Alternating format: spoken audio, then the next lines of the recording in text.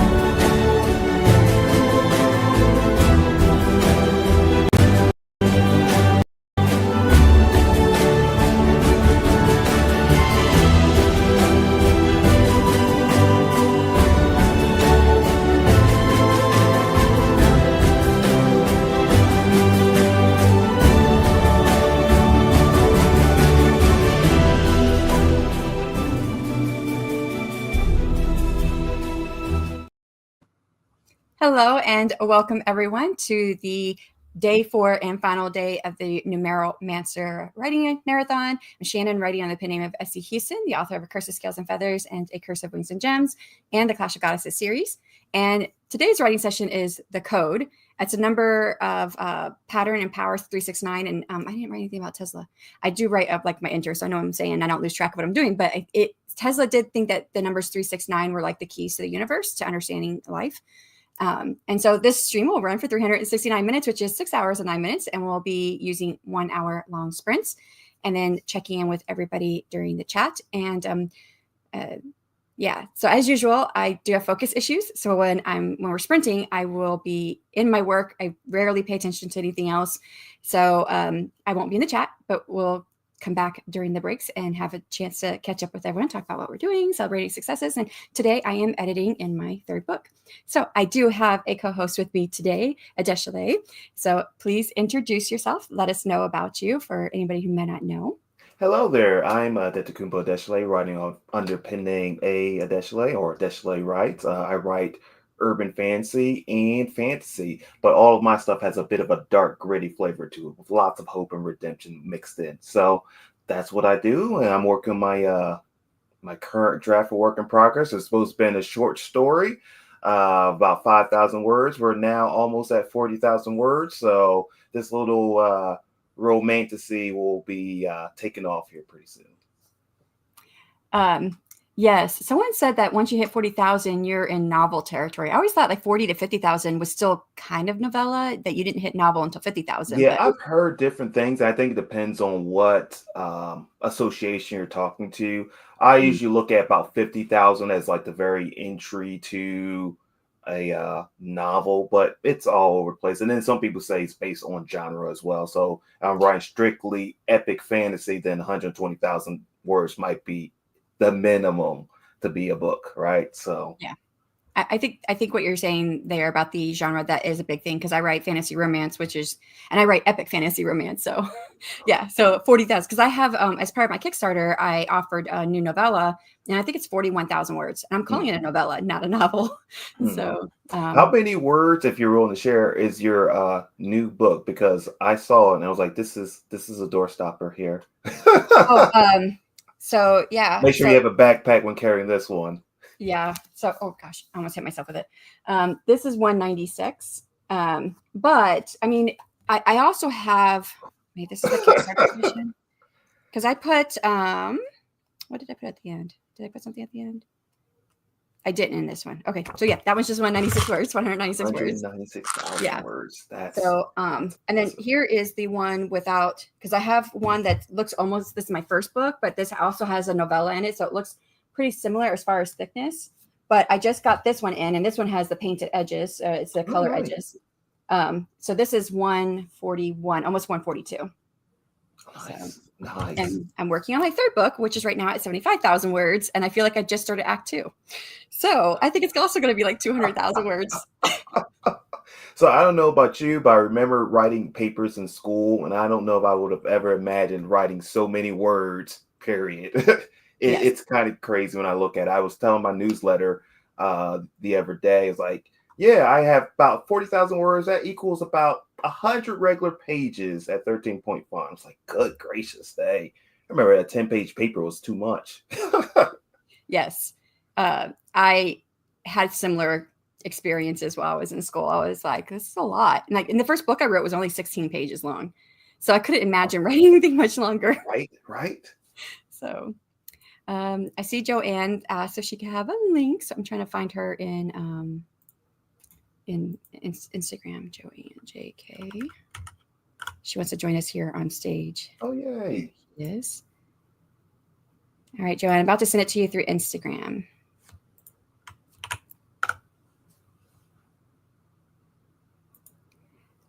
Did you get a chance to grab your newsletter? Because he was talking about newsletters on the back end right before we came on screen. I was like, I'm not signed up to your newsletter. I'd love to have the link. Thank you. I did not, but I will find it. I will post it in the links in the comments here. Yeah, sign up.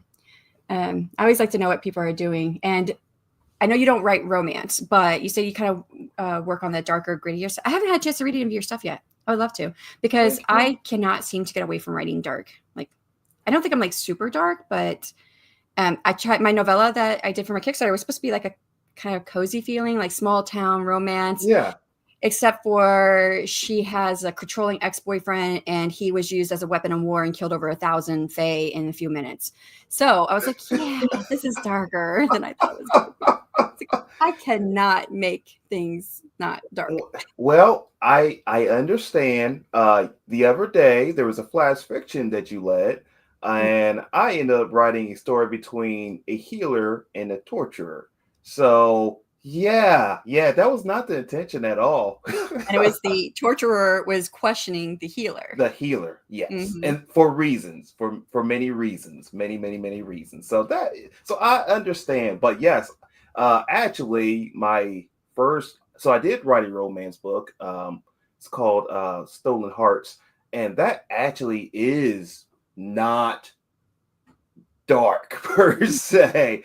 It still touches the edges, like characters. Like my characters are always going to have challenges. They're going to be real people. And real people go through real things. At least the people I've been in life. Real people go through stuff. Yes. And so I love to show people growing and connecting and building, no matter like what it is I'm writing. Like, let's show let's show the heart of what's happening here. Yeah. So, anyways, I'm sorry. Go ahead. But yeah, I will make sure I get that. Once I can find my link, which I should have written down, right? I'll make sure I add that to the comments. Joanne. Hey. Do you want to let everyone know about you? Hi. Hello, everyone. Yes. Hello, everyone. My name is J.K. Lambo. I'm a romance author who writes and self-publishes romance books set in bakeries that surround Black characters falling in love while baking together.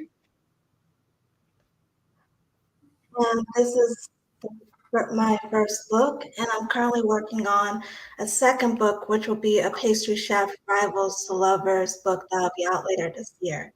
And it's very nice to meet you all. I was just reorganizing my bookshelves and came across your book because I have the physical copy of Culinary Confessions, and now I don't know what I did with it. You clean up and you reorganize stuff and you lose things. And I'm like, where did I put it? Which bookshelf did I put it on? I don't know. I need to get a copy. And question: are there recipes in the book? There aren't any recipes in that book, but there will be when I republish it. Okay, awesome. But I'm hoping that there will be recipes or recipe cards for the second book. And you share some on your Instagram, don't you? Yes. Yeah, you mentioned that before. So yeah, I think the most popular one I've baked. Let me see. This year was gingerbread cake with cream cheese frosting. In fact, let me share the picture for that one. I'm going to say hello to people as you're sharing it. So CJ came in morning. We'll be doing thesis work this morning. So how's it going? I know you said that you were hoping to get 5,000 words done by the end of today, maybe, to finish up your thesis. How's that going? Does it look like it's going to be the same? Kendra, hello. I'm still plugging. Oh, I'm sorry, Joanne. I didn't say hello. Hello, Joanne. So, morning, I'm still plugging along on book 5. I'm finally at 68K and nearing the climax. I'm fighting a cold, but I'm hoping to knock out at least 1,000 words a day. I'm sorry that you're not feeling well. Hopefully you get better. I hope you feel better, Condra. And hello, Laura. Hello, everyone. I drafting my novel today from Laura. Hello. This is a rarity that I get a hello from Laura. Usually she comes to the chat, she drops something that's adds to the conversation. So I read it and it's adding to the conversation. I'm like, wait, I didn't say hello. Well, she didn't say hello. Hello, Laura. Hello, Laura. Yeah, she started with hello. I think 80K is the longest book I've ever written. I could never be an epic fantasy author. Yeah, it is a lot of words, but it's like I don't even think about it. It's the book is going to be as long as the story needs to take to tell it. So I was not expecting. I did try. I really, really, really tried to get this down when it was at. I think it was at 191, and I just started going through and like making things more concise, which I know how to make things really concise. This was like I taught lessons on conciseness and when I was teaching college English and literature. The only thing with making things concise is you start to lose your voice. So I was not trying to do too much, and I got it down. Lost Joanne. I did get it down to like I think it was. I don't remember what it was. 183. I think I got it from 191 to 183 or somewhere in that ballpark. And then for my last set of readers, I realized I needed to add some more to the story, and then so that's at 196. If I had it cut, imagine where it would be. So. Thank you. Nicole, hello. Good morning, Mama Maggie. What are you guys working on? I usually sneak in. Yes, sneak attack. It started with hello, and it's that Sleepless in Seattle. It started with hello. I don't know. I don't remember. It's been a long time since I've seen the movie. She's back. Hi. Hi. Sorry, the connection is a bit spotty where I am. It's all right. Well, if you drop out, you're welcome to come back in anytime. Thank you. Is that all I could say was hello? So I didn't get through all the would you rathers yesterday for anybody who was on. I had tried to have like something, fun for every day. So the first day I did puzzle images, and I made a lot of them. And I thought they would last the weekend, but we got through all of them on the first day. So Saturday was bad writer jokes. And then I did some would you rather writer edition yesterday, and we didn't get through all of them. So I'm going to continue that. I think we got through exactly half of them. So today's would you rather write 10,000 words in a day and hate them all, or write 100 perfect words?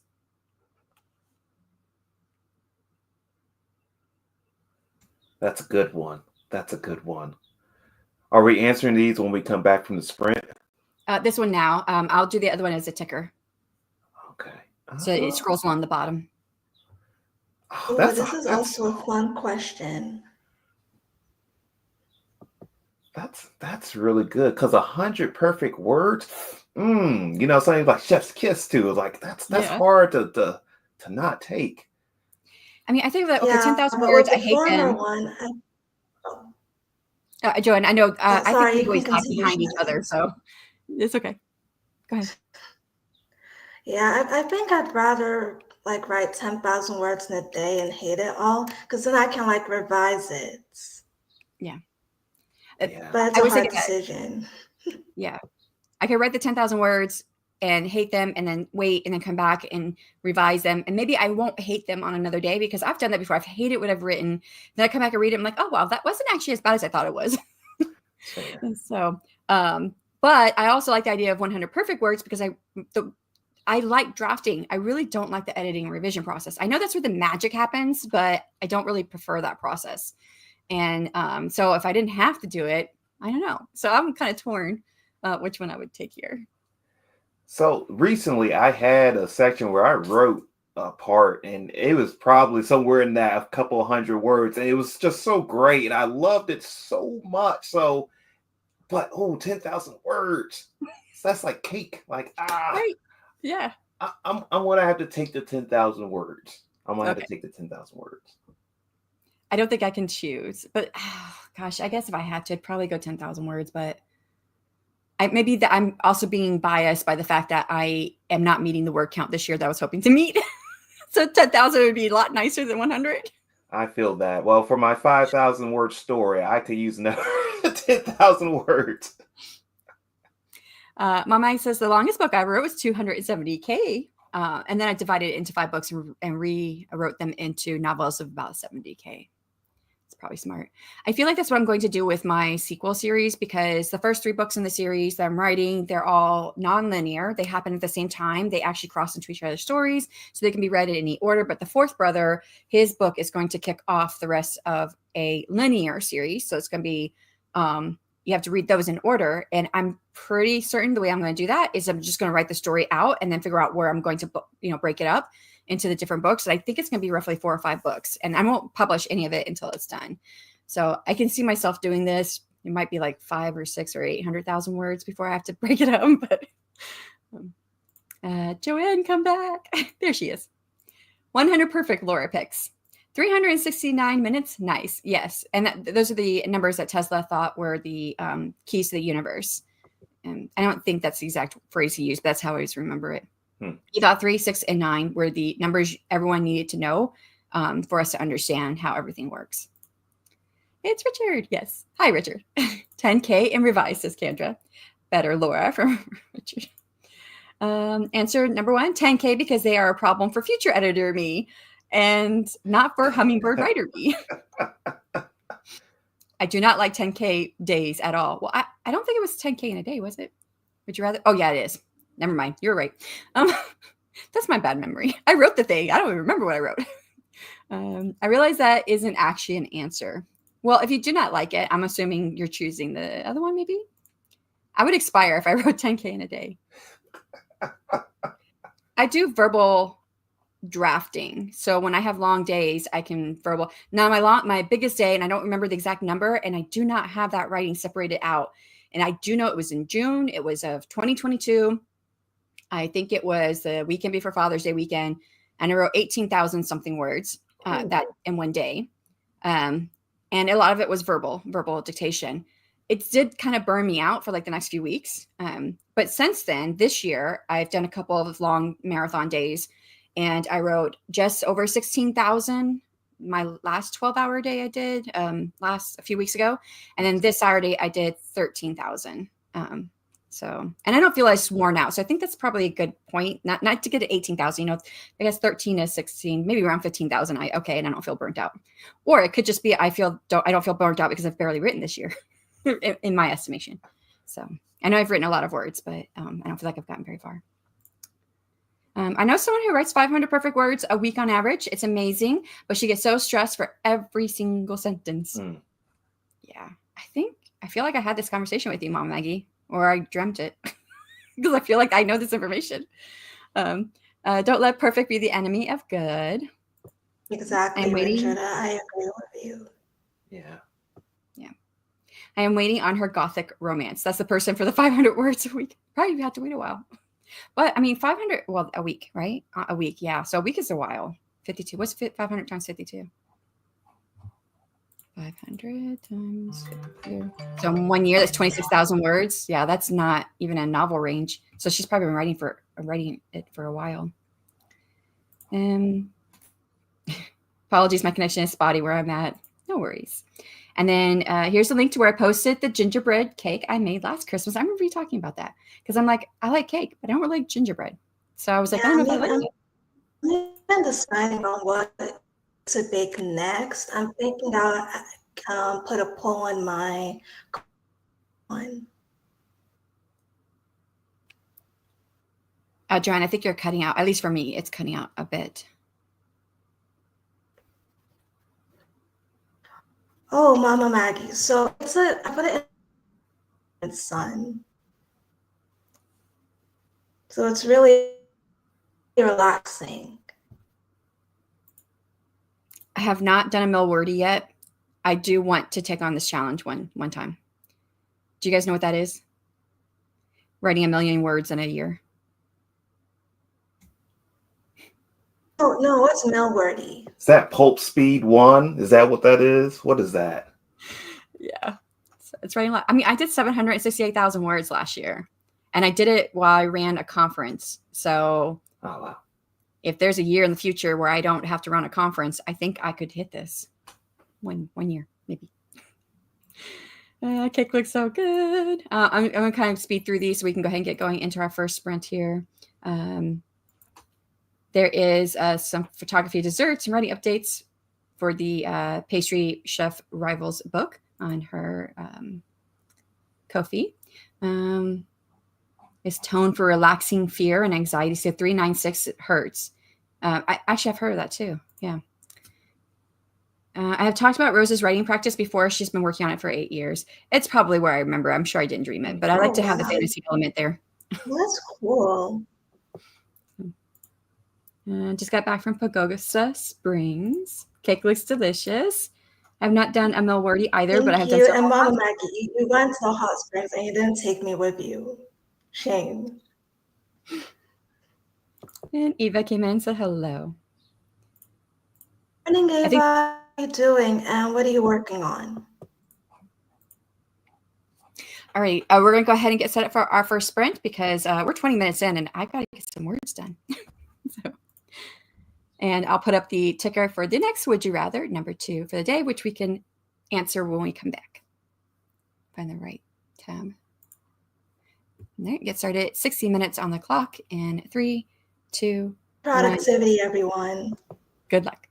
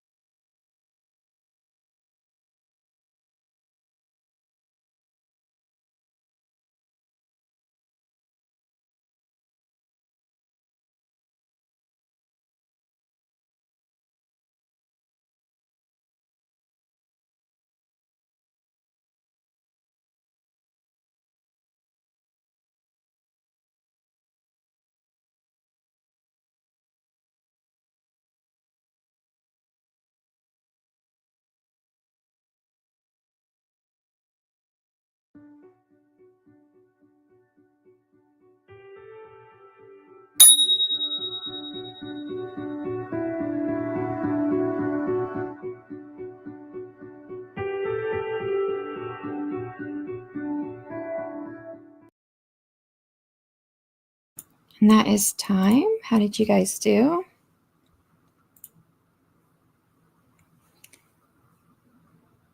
I added, what did I add? 521 words in editing. So got a lot of comments. Go over here. Oh, hello. Hello. How'd you go? How'd you do? Oh my word. So when they say no tears in the author's eyes, no tears in the reader's, well, I'm at that point of the writing story. This is like the dark moment for my character. So yeah, wow. It's kind of crazy trying to step out of that, goodness. Yeah. Did you get a lot done then? I mean, like when I write scenes like that, I tend to go get a lot done in that time period. I got a lot done. I got words in. Awesome. We had 25 comments, and I think we lost Joanne, and she came back, and then I think we lost her again. So, oh no. Yeah. Mom Maggie says, I did all the cooking while we were there. So hubby and I were eating 5-star the whole week because he let me cook all the gourmet recipes I never get to cook at home. And I might have clicked on some of these already, but if you guys are interested in buying a copy of Culinary Confessions, there is a sale until the 30th. It's like another week. Awesome, Mom Maggie. Rita, happy Monday. Took a mental health weekend off. I'm so glad I did. Yeah, sometimes you just need that. Yeah, absolutely. At the gym with Hub, so I'll be back to hang when I make it back to the office. Rita. Hello, Andy. How's it going? Andy. Got some hello. Still here, but I'll come back after the first sprint is over. Come back on camera. Okay, gotcha. We'll look forward to it. I hit my goal, not all in one sprint. I'm going to lie down for a bit, and I might come back. Happy sprinting. I appreciate that, Kendra. That was an hour ago, so we missed you, but I'm glad you hit your goal. Andy, Rita, hellos. Gwenna, hello. Doom scrolled for the last hour and finally getting up for the day. Got my protein shake and some Tylenol. How's the baby? Lindsay, hello. Answer to the would you rather, number 2. So this one is, would you rather get a glowing 5-star review with a spoiler or a 1-star that just says meh? And Gwen says, definitely the 5-star review with the spoiler. Some recent studies have shown that when you spoil the twists or endings of a story, the reader actually enjoys it more. That was from Brandon Sanderson lecture. I just learned yesterday, too, that Nia's doing every other Monday, I think, on her channel. She's doing, I forget what it's called. They told me yesterday. I think it was Laura who told me about it, where she's looking at reviewing the Brandon lectures, and they just did the first one last Monday. And they're doing it every other Monday. So next Monday, they'll do the next Brandon Sanderson lecture. So, but you guys didn't know, he has all his lectures on YouTube for free. So, Dr. B, hello. Vanessa is streaming, or she was. I haven't gone over there and checked, but she usually streams quite long when she goes. And she started at 7 my time this morning, 2 hours before I started. Part 2, and I've always found that to be true for me. So it encourages my readers to read, then the reviewers can spoil the whole book away. Mom Maggie, I don't know if you guys know this fact about her. She reads the last page of a story first before she starts reading the story. Huh. Yeah, I don't think I could do that. And I don't know that I actually would like spoilers. I don't mind hints of what's going to happen, but I think it's because I enjoy picking out the little hints that are dropped along the way and putting it together. Yeah. I can only think about my experience with movies. So I'm one of those weird people who watches all the clips of a movie and then I'll still go watch the movie. There's only been a few times in which this does not work out. So, it's a Denzel Washington movie. I think it was the Book of Eli or something like that. It was one of the few times someone spoiled the actual ending for me. I was like, I couldn't figure this out. I can't believe that that's the ending. No! But most of the time, unless a book really has some crazy twist, I think I'm probably okay with a spoiler. Probably. Yeah. I don't think it doesn't hit the same. I'm thinking of one of my favorite books, one of the first ones that I read when I was switching over to fantasy romance genre, which I had read fantasy romance, but it wasn't labeled fantasy romance before. But when I was specifically going on my way, one of the first books I read was Chrissa Broadbent's The Serpent and the Wings of Night, which then got later picked up, later that year, it blew up. and got picked up by a traditional publishing house. And she's getting ready to publish I think it's the 4th book in that series. So every 2 books is a duet. So the first 2 is a duet, and I read those. And then she got picked up, and they republished those 2 books. And I have original paperback, although the same cover. The saturation looks a little bit different on the colors. And then she got the 3rd one out with her new publishing company, and then the 4th one's about to come out. But at the end of the 1st book, I would not have been happy if that had been spoiled for me, because it was such a twist and such a gut-wrenching moment that I wouldn't have liked it not being able to feel that in the moment and have the strong reaction I had to it. So, because I appreciated what she was able to do with that. Cool. Hope all is going well with writing. It is. Thank you so much for asking. Laura says, always the 5-star, even if they reviewed the wrong book by accident, I will take it. I actually have a review on one of my books, and it's not my book. They state that, like, the main character's name and whatnot, and it's not my book. It's a good review. So thank you, I guess. Yeah. I have flagged it a couple times to Amazon and said that it's incorrect information, because it is, but they've never taken it off. So I'm like, okay, whatever. I guess I'm just going to keep this review. It's a good review, so it adds to my star ratings and everything. So answer 2, 5-star. If the 1-star came with a reason and something like DNF at 10% would be more helpful to me as a writer than me. Like a constructive critique, 1-star. I can take that. Yeah. Yeah. Definitely a glowing review with spoilers, because then other readers can decide whether they want to read the book or not. But if they can also preface their review with spoilers ahead, that's also appreciated. And I think on is it on Goodreads you can, like, hide any spoilers in your review, or you can hide your review and say it has spoilers, something along those lines. So you can click to see whether or not you actually want to read the spoilers. That's pretty cool. Yeah. Also, just a heads up that we have some kind of power outage in our area, so I may not be able to come back on camera or re-enter the stream later. It's no problem. I appreciate you being here when you were, Joanne. So. Also, just heads up. Oh, wait. Okay, that's just a repeat. Sometimes YouTube puts the same comment up there twice. I don't know why it does that. Hello, Eloise. How are you doing? And Kat, how's it going? And CJ, writing up more summary, trying to catch up today this weekend. I end up just spending a lot of family time, but I think I needed the break. Sounds like some people needed breaks. Otherwise, you have to take care of you. I do feel like that's coming. Like I need some time off, but I just don't know if I have the time to take time off. Yeah. So just scrambling to get out the door to school this morning, back into the swing after spring break. That was spring break for your kiddos, or spring break for you from college? I don't know. I'm unaware of the situation. Mine had his spring break last month. Yeah. Mistress of Darkness, DL Tillery, just posted a review of. Yeah, I did. I saw that. I have it pulled up, actually. I have it pulled up. I just have not watched it yet. So, and it's a non-spoilery too, if I remember right. Clicked on the video. Non-spoiler book review, she says. So, yeah. And Kat says hello to Andy. Yes, I can't wait to rewatch it with Nia and them and get their takes. Some of the lectures were so detail-packed. I feel like I need additional brains to process it all. It's a really cool idea for the series. I haven't gone to look at it yet. I was curious. I want to go look at it. But most likely I'll probably never be able to be there live, because if it's depending on what time it is Monday night, because I always I'm on Dale's channel every Monday night. So I'm now DL Tillery is now also a moderator for Dale. So her and we take turns. We just check in with each other, see who's got it. But I'm still there because I still want all the information he's sharing. He does.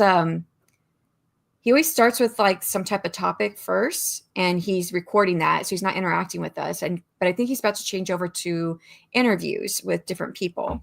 And then he goes, after he finishes that session, then he talks with all of us in the chat, and then he goes into the latest news in the indie self-publishing world. So I always like to get all the news from that. I read the whole last. I read the whole last chapter, so not the last page. The whole last chapter is what she reads. Oh, okay. Wow. Same spoilers mean nothing to me, but I'm also the person who figures things out early in the movie and spend the rest of the film with my hand over my mouth or leave the room when we're at home. I do tend to figure it out too. That's you? Yep, that's why I don't have issues. That's what I say when I watch movie clips. It's like it's not a problem for me because I generally figured out anyway. So yeah, yeah, And see, I'm the opposite. I figure things out pretty quickly, um, as well. So I pick up all the little hints that are dropped. I like the moment. So it's a couple of different things. I like the moment when it's revealed whether or not I'm right or wrong. Whichever way it is, I'm usually yeah. happy because if I'm right, cool, I figure it out. If I'm wrong, oh, cool, I need to go back and figure out what I missed. Um, and then the other part of that is it helps me to because I like those kinds of things that I want to be able to be successful doing it in my work. Mm, So it helps interesting. me figure out what steps were taken, what was the strategy the writer, or if it's a movie, the producer, director, whatever, what strategy did they use to be able to have that moment be impactful? Mm, So if I am spoiled, then it's not as impactful. And I may be like, okay, yeah, well, I already knew that. And I may not really like look at it from the writer perspective. that makes sense. Yeah. I was so mad about the ending of Damsel. The book ending was so much better. I've not read the book. I'm trying to remember the ending of Damsel. I know I watched it. I liked it. I remember liking it. I can't remember it. I know she gets away from the dragon. I don't remember the ending. Have you seen it? I've not seen it now. Oh, it's got the gal who's from Enola Holmes and Stranger Things. Oh, And it's called Damsel because it's kind of like it's playing off the idea of damsel in distress, but she is um the prince is actually not so great and sacrifices her to a dragon, so she has to figure out how to save herself. Um, oh, yeah. So okay. I it need was to check this out. yeah, it was a good movie. And it looks very fairy tale-ish and cartoonish. It's not cartoon, but the choices made for the lighting, the colors, how they decided to show everything with on in the film, it makes it seem like a Mm. fairy tale, like live action at first, almost like, but then it gets dark pretty quick. Sound, I'm going to write this down. Yeah. And I remember because I had seen previews for it, and I told my husband, I was like, let's watch this. And he saw the preview and he was like, I don't know if I'm gonna like this. I'm like, I think you will. I was like, Oh, I oh, feel like I just saw the image of it. This is giving me Xena vibes, so I'm here for it. yeah. I can't remember how it ended though. I'm trying to remember. I don't remember. Spring break for my kindergartens, and I work full time from home, so it's been a blast. Gotcha. Okay. Oh, nice. Sounds fun. Elodie, yeah, Elodie is the anti damsel. That's her name, is Elodie, in the show, in Damsel. I did not like Damsel. Really, I really liked it. What did you not like about it? Can I ask? Just curious. I feel like I could pick out reasons why people may not like it, but I'm not sure if I'm thinking right. Did you answer this already? The 5-star review, 1 star. I don't think I actually gave an answer to it. I will take I will take the 5-star review. I would. Cause boy, in a world where 3 stars out of 5 is bad, I will take the 5-star. I'll take it. I'll take it. Number 3, would you rather give up adverbs forever or write without using metaphors? Ooh. Mm. I got the hiccups. So we just read a whole book that talked about the value of using metaphors for emotional centering. Oh, I can't give up the metaphors. But not having it have verbs. I'm gonna keep my metaphors. I would too. Yeah. Would you rather be haunted by your characters or possessed by your plot bunny?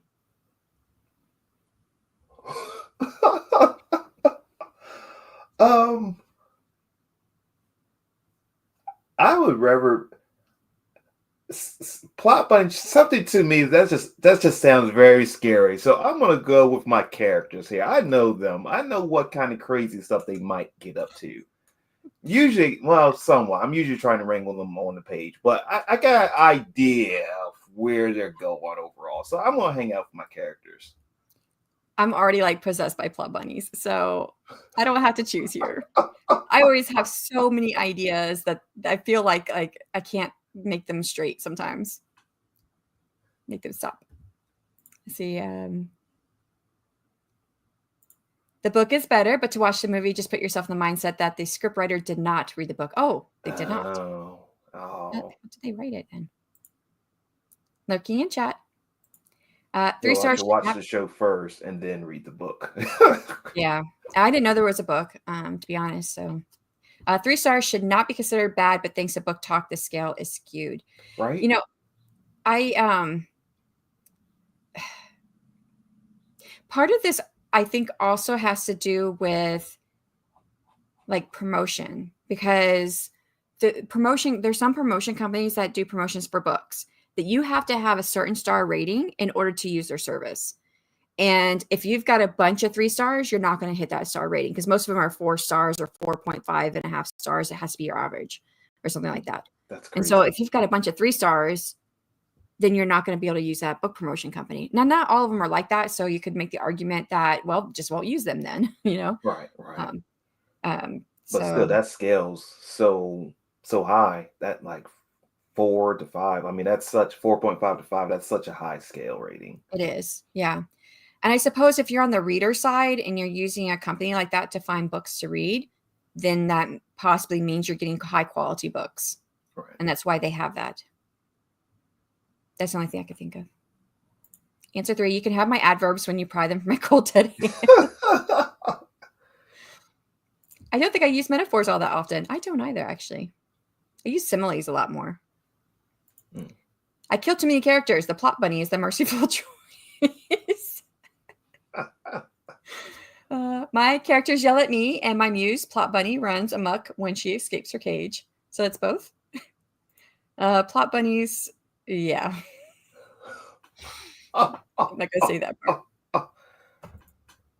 Chainsaw plot bunnies, literary degree, programmed co-ed, goes crazy from stress and starts killing her classmates. Oh my gosh.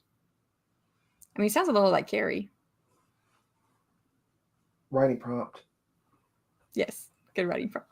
All right. And I don't know if you plan on hanging out for the whole stream, or if you need to go at any time, just let me know so you can do your outro. Gotcha.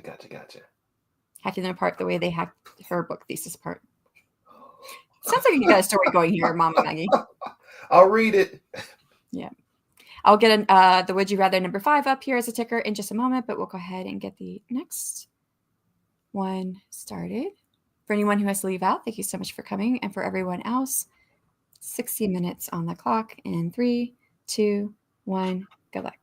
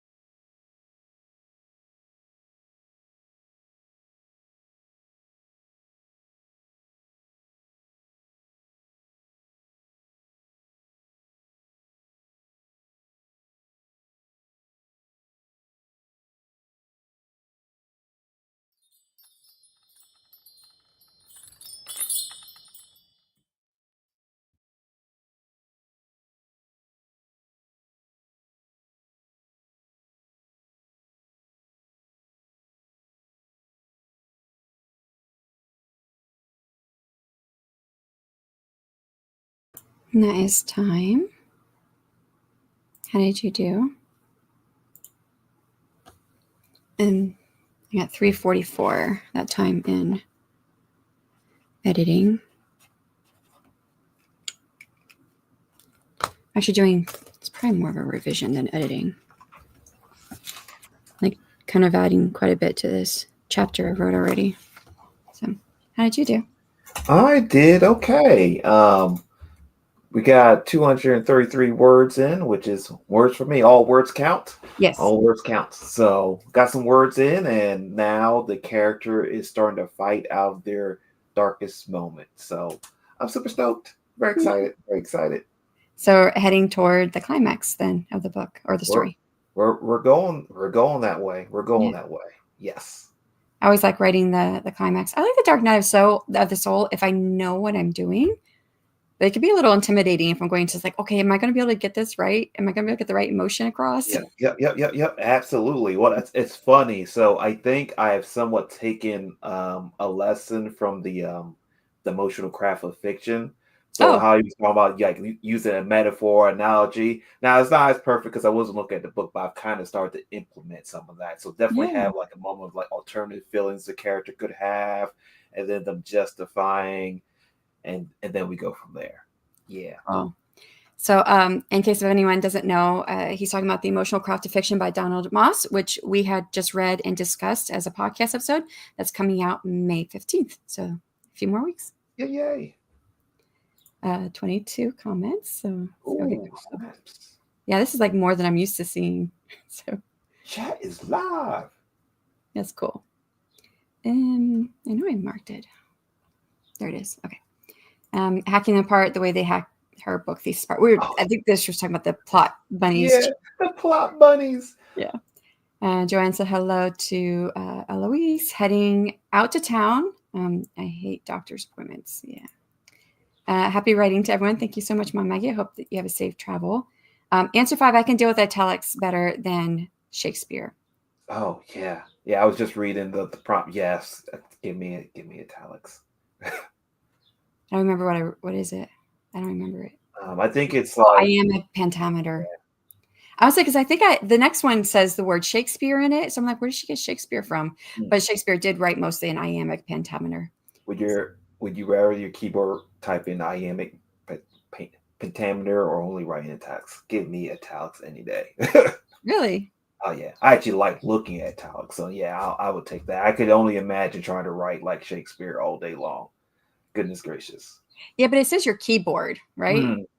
So you could write like he went to the gym and did his workout, and then the keyboard types it into iambic pentameter for you. Well, I'll still take italics. Just chugging away with work and words and all that. How have you been? To Joanne from Eloise. Hope your power starts cooperating. Hi, Nia. How's it going? Hi.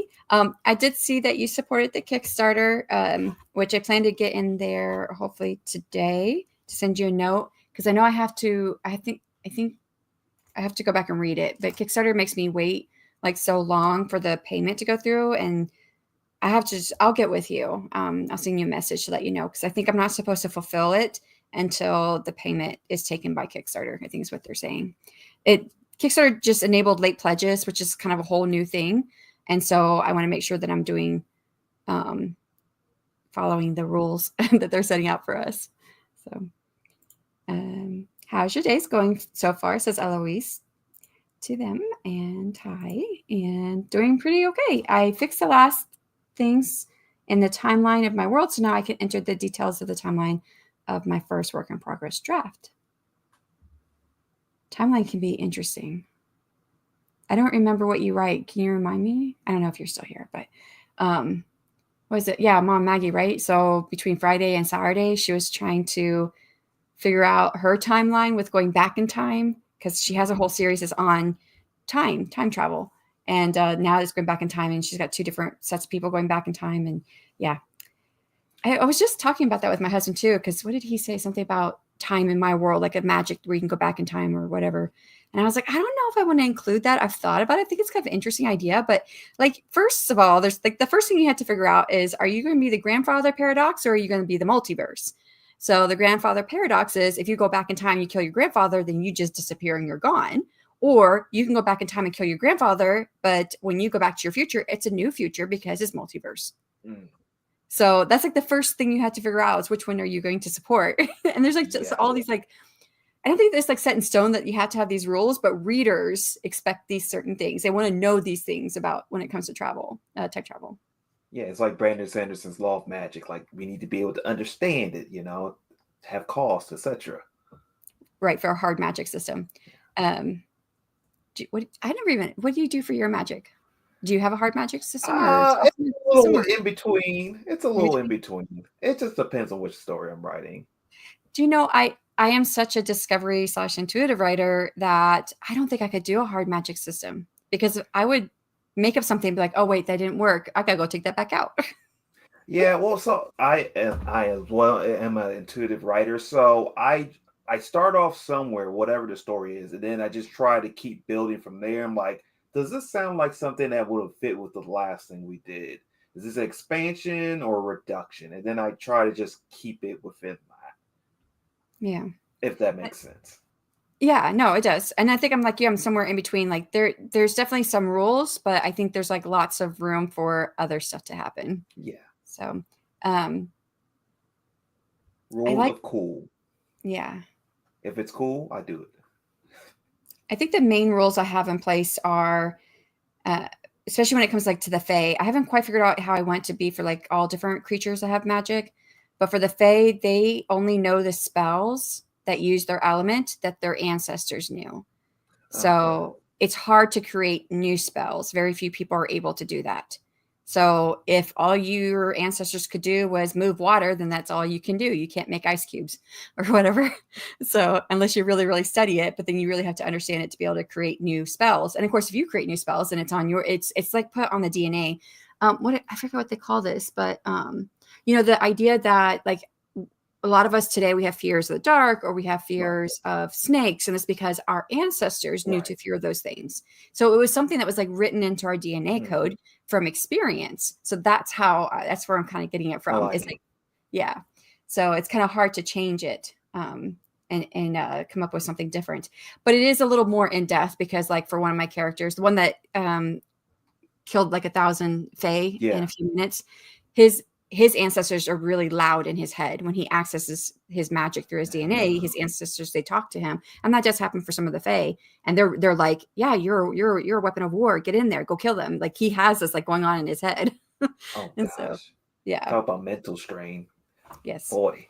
Yeah, I think for my character, so the novella that I wrote, it's like an offshoot from one of my urban fantasy stories, and in there we have a main character. Her name is Morgan, or the Morgan, as people might say. Yep, absolutely. There will be some references in the future, but her magic is primarily fire.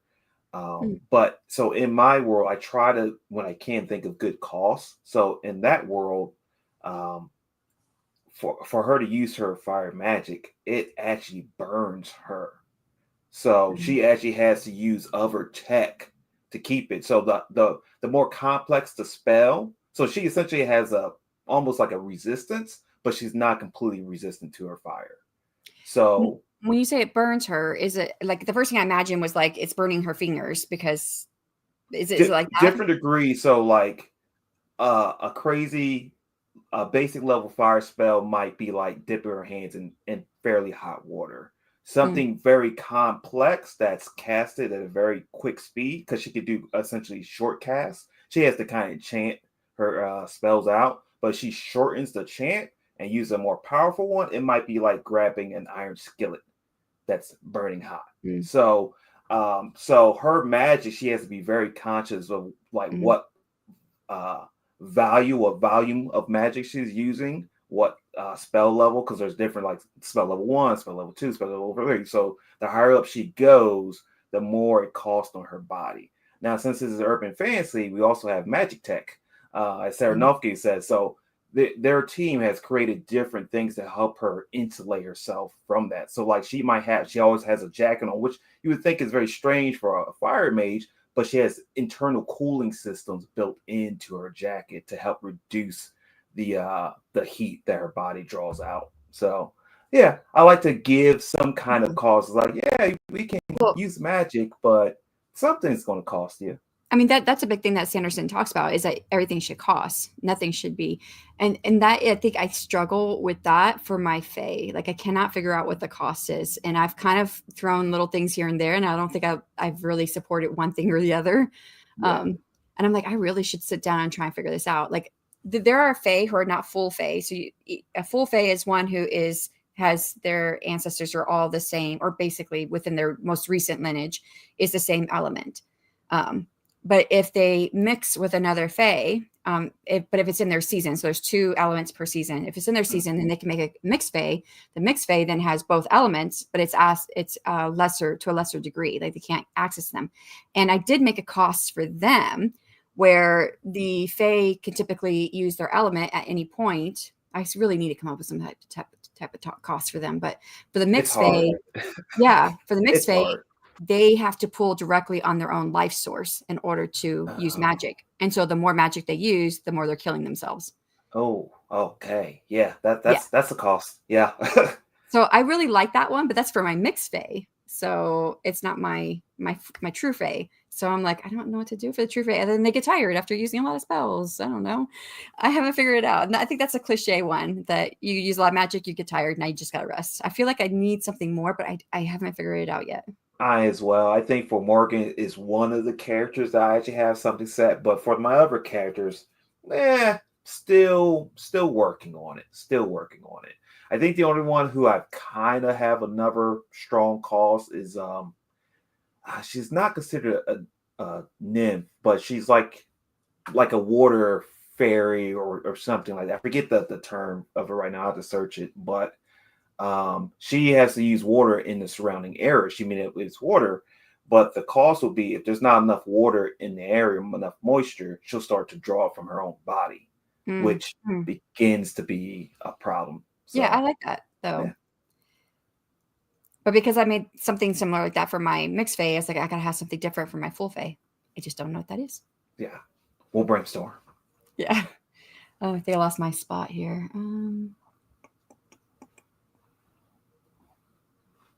Doing okay. I also set up foreshadowing Excel sheet and fixed a few errors in my first chapter. It's not like you have like a good plan in place for that. Right. Like, I don't figure out foreshadowing until I get to the end of my book. I'm like, oh, I should go foreshadow this. Where should I go foreshadow this at? Things like, hey, I already did. Yes. Fixed errors in my first chapter. There's a little more left to write and names to find before I send it for a first read to a few people. I can't wait to be in that position with my next book. Kiddo up for the day, so it's time to drag myself into productivity. The latest Brandon Sanderson lecture is so good. I'm sad it's over. I haven't seen it yet. But what was the topic? And how are you doing? Doing great. I don't know if you're asking me, but I'm doing great. So, you've been following his lectures as well. I found them very good. I like it that they recorded them again. Absolutely. Mm-hmm. I need to actually get through them. I started watching the first one, and I jumped around a little bit, the first one and third one, but I need to just sit down and watch them. I want to go see what Nia did on her channel from last Monday. Oh my, you had me at Excel. Yes, Eloise is really great with Excel, if you guys didn't know. She helped me set up some formulas for the last AuthorTube Writing Conference for figuring out the giveaways, and then she helped me set up formulas for figuring out who else we needed to contact for applications and whatnot. So yeah, she's really good at that. I'm firmly torn between real work and needing to rework a couple bits in previous chapters to fill in a plot hole that would have come up in this upcoming chapter. Come up and upcoming.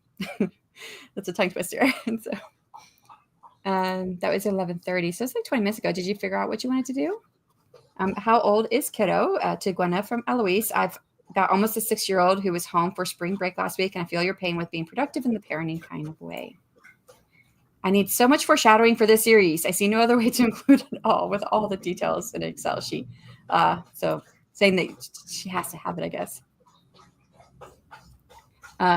If you already know about the plot hole, it might be handy to prevent that first and then continue. At least that's how I'm going to do it this draft.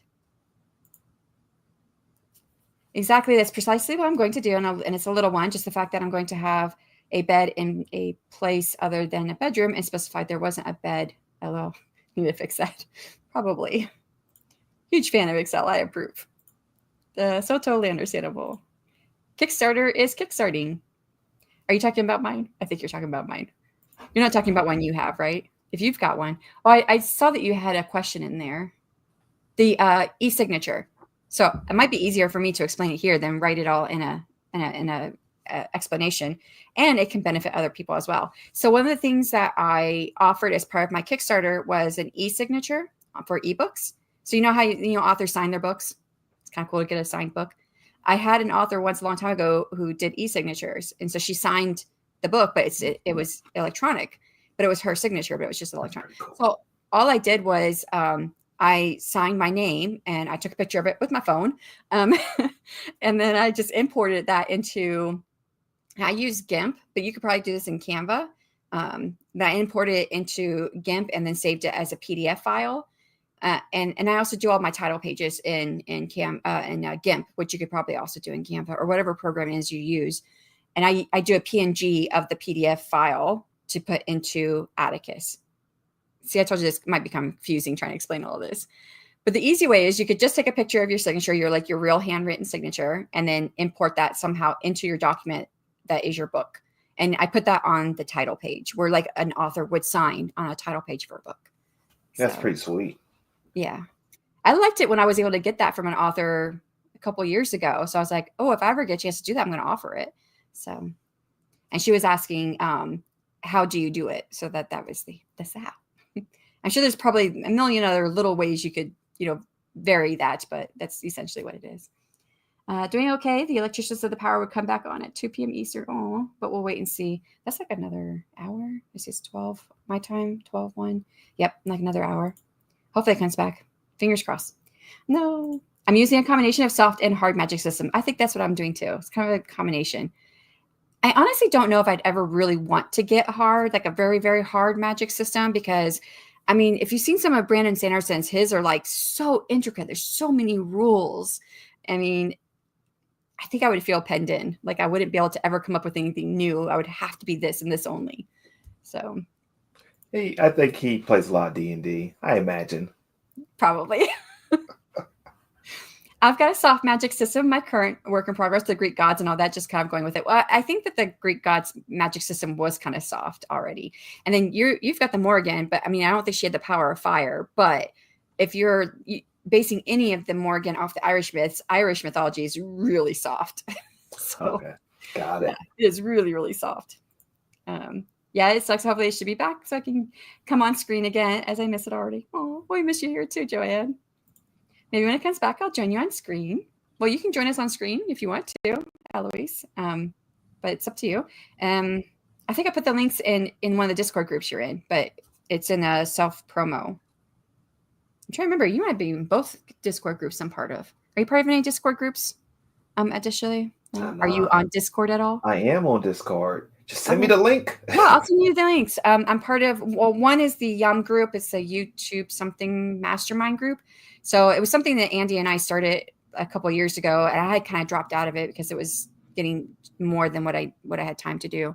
So now I think Andy kind of runs it with Emma now. Okay. But it was just a way we were all, both Andy and I, we were under 1,000 subscribers, and we had decided that we wanted to see what we could do to get a group together so that we could all get over 1,000 subscribers eventually to get monetized. And within that first year, the first group that was there with us, within the first year, we all hit 1,000 subscribers. So That's it was awesome. Really cool. Yeah.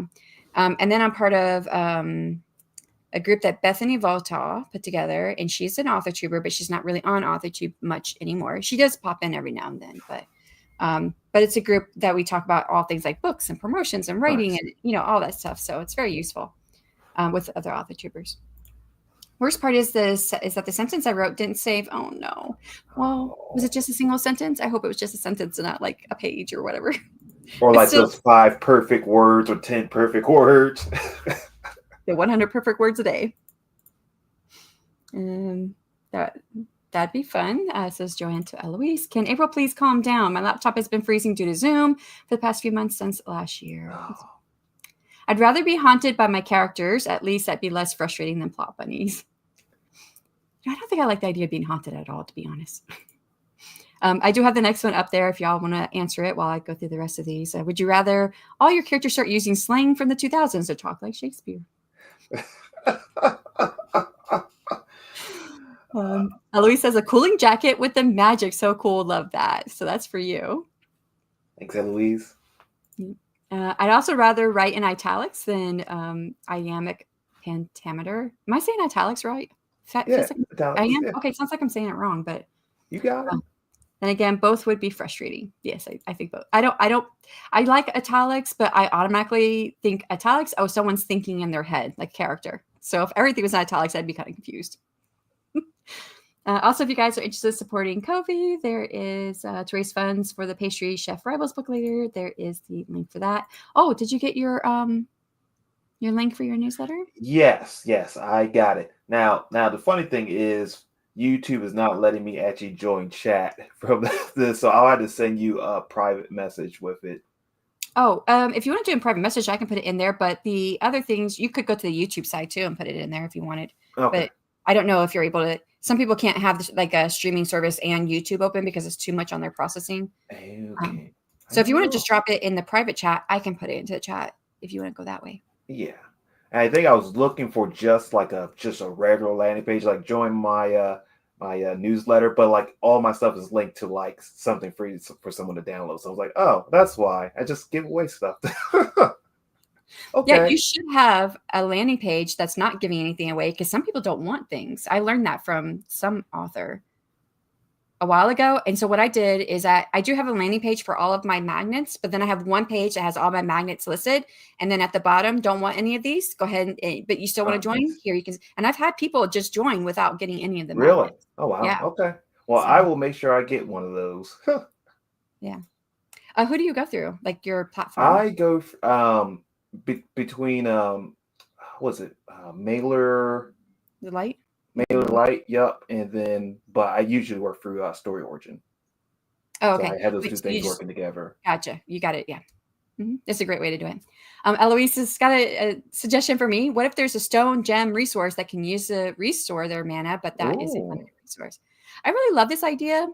I don't know how it would change the dynamics though of my Fae if I did stone or gem. I'd have to come up with some type of resource that was not, but I don't know how I would do that because almost everything is a resource or everything that could be a resource, it belongs to one of the elements. So stones and gems actually belong to the earth Fae.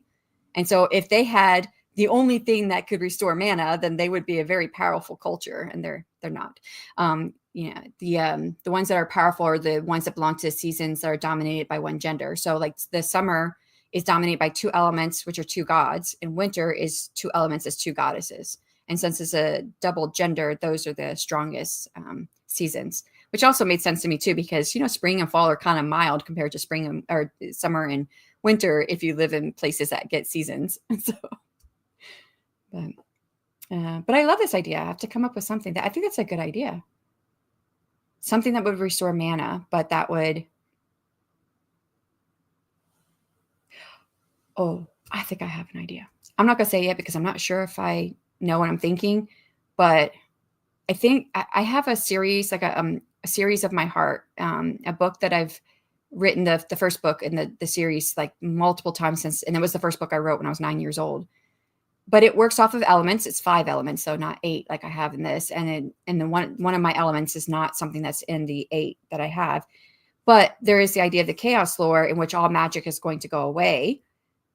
And I've thought about series I could do after that. And I was like, well, I could probably link this idea and how they do it for their restoration. I'm gonna have to think on this for a little bit. Thank you. I love the idea of Excel. Doing pretty well despite the power outage. Going to museum with parents while we wait for power to be restored. Sounds like a great idea. Hope you'll be able to remember that sentence again, right? You and me both. Shannon, you're chock full of good ideas for Kickstarter incentives. Going to rewatch your series when I get to the point of putting mine together. Yeah, I don't know if I ever talked about the e-signature on there. I just always knew it was something I'd want to do because I absolutely loved it that an author offered that. And I think she offered it through her online store, and I got it. So I just love the idea. And I always thought, well, if I could use that, I'm going to use it somewhere, if I ever have anyone who wants my e-signature. And I thought, well, what's a better place than Kickstarter to offer it? And if no one wants it, they're not going to get it. And I don't have to worry about it. Then I know whether or not someone wants it. But every Kickstarter I've had people get it. So, every single one of them, I've only done 2, but I've had multiple people get it in both Kickstarters. So thanks for the explanation, of course. I just realized I never responded to your message on Blue Sky. Let me do that now. Hey, Jaya, how's our day going? I'm tired. My dog is driving me crazy and the distractions are endless today, but I shall prevail. Yes, you will. We'll help you. Excel is a lifesaver for me with this book series. I know I'll be writing multiple drafts. Keeping track of certain details already is very handy. I tried in Excel to do something like that, like a World Bible, Book Bible. It didn't work. I tried doing Google Docs. That didn't work. And what I'm finding now that it's working for me is Obsidian, which you can download to your computer. And they also have a online storage, so you can have all your data backed up there, but you have to pay for that. Obsidian itself is free. But there is a workaround where you can connect your Obsidian account to a Google Drive. So it backs it up to your Google Drive. And that's what I do. Very nice. But it's essentially like a wiki, your own Wikipedia, because you can set up an entry and then whatever you want to be linked somewhere, you can do backlinks to other documents in your Obsidian. They call it a vault. And so I call it the Chaos Lore Vault, which I love. Yep, I'm in both groups. I just need to knock out a few tasks with work before I have fun. Sounds like a plan. Hi, how have you been? Doing good, bit sleepy. Well, there's a lot of comments. We got to try and get through these so we can get another one going here. I'm so serious about getting myself a trophy that says Queen of Working Through Endless Distractions. The day I publish my book, I'm ordering it. Make it a sticker. No problem. Take your time. Definitely not feeling it today, but I'm showing up and going to meet my goal regardless. And now I feel good about it after. Yeah. Hi, Paula. Just getting to the computer. My back is so angry at me for being cooped in the car over the weekend, but we move. Are you streaming today? If you are, feel free to drop a link. Oh, Discord. I feel that's such a good thing to have. I have a server with a friend of mine. I'd love to join your server as well. I'll check them out. Yeah. Well, none of them are actually like mine per se, but I'm part of some. I guess, I have one that's for the AuthorTube Writing Conference. So that's kind of mine right now, but it's not going to always be mine.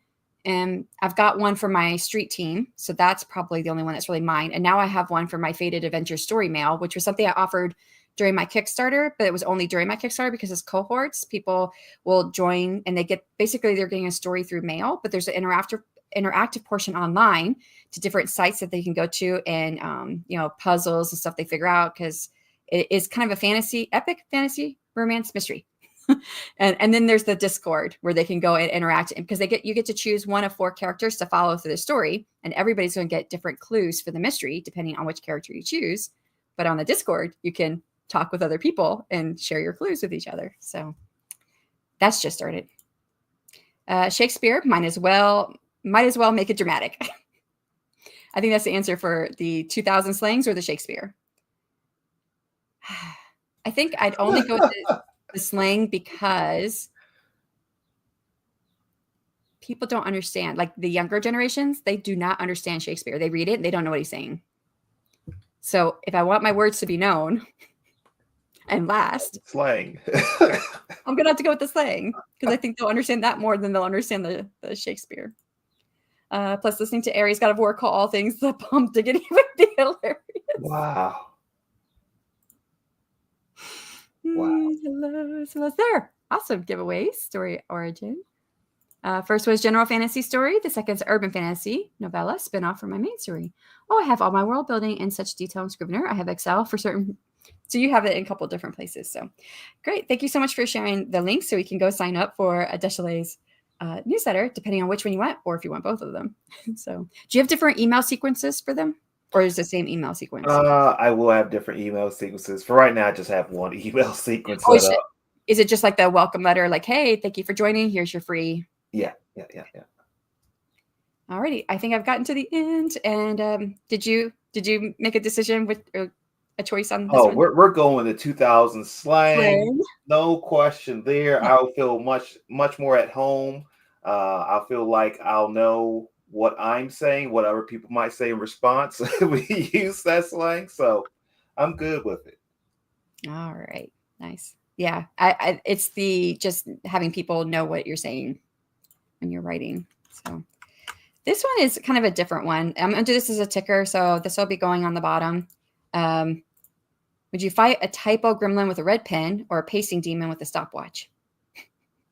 I don't really know what I was thinking when I made this one. I thought it was kind of confusing after I made it, and I thought, well, I'm just going to keep it.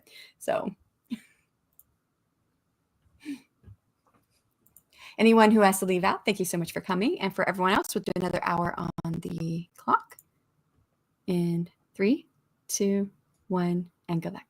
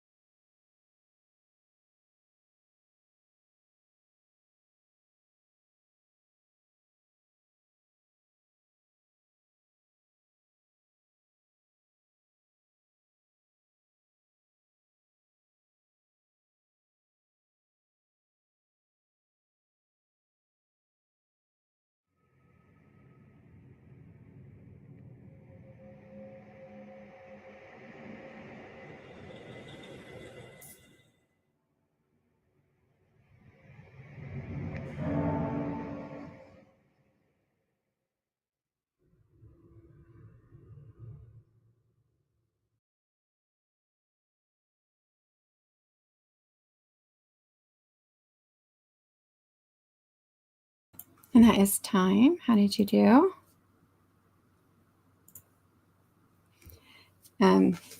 Added, lost my calculator, 214 words in editing.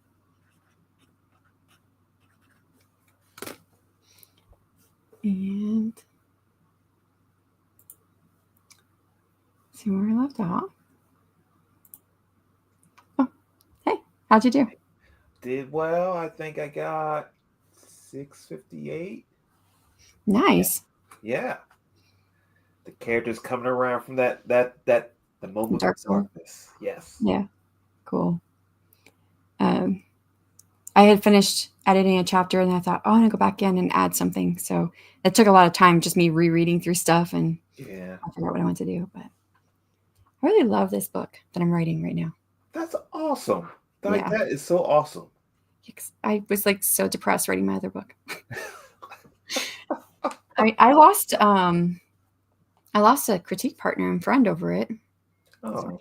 So she didn't like my male main character, and he just makes some questionable choices, but I just think it was all part of, like, sometimes we make the wrong choice, we think it's the right choice, and then we hopefully grow from it, which he does. But no matter what I did, no matter how I changed things, or without him changing the choice, but just the way he would approach it, I tried, okay, maybe it's the way I did it or whatever. No matter what I did, she didn't like him. And I just finally said, I was like, I don't think this is the right project for us to work together on. Right. And I had another novella that we were also working on, but she got pretty upset. And we talked like one more time after that, and then that was it. So. Oh, well, that's unfortunate she took that, I guess, to heart that way. But everyone can have their own opinions about characters, Like, it's all how we interpret, always what that character brings up in us. So yeah. Which I didn't want to tell her how to feel about him, but I also was getting very demotivated reading her comments. So I was just like, I don't think I could continue doing this, and that's the other side, being a good beta reader, a reviewer, etc. Is like, hey, this is still. It can be very difficult for us writers to completely disconnect from our work, because at the end of the day, we're putting in time that we could be doing who knows what else, but we're putting in not just our time, but our emotions into it. Yeah. Our essence, essentially, like our lessons, our experiences, how our brain functions, all these things contribute to making this story. And so if someone just poo-poos every element of it, it can grate an author's mind. Now, some people are better than others, but in general, no one artist likes their stuff completely disliked, or what have you, or arguing about their work. So I think there's a very unique balance of providing constructive criticism versus just criticism, or just like, I don't like this. I think you need to know when to call those. Yeah. Yeah, and I did try talking with her. I was like, well, I don't know what else to do. I was like, I'm not going to have him change what decision he's making.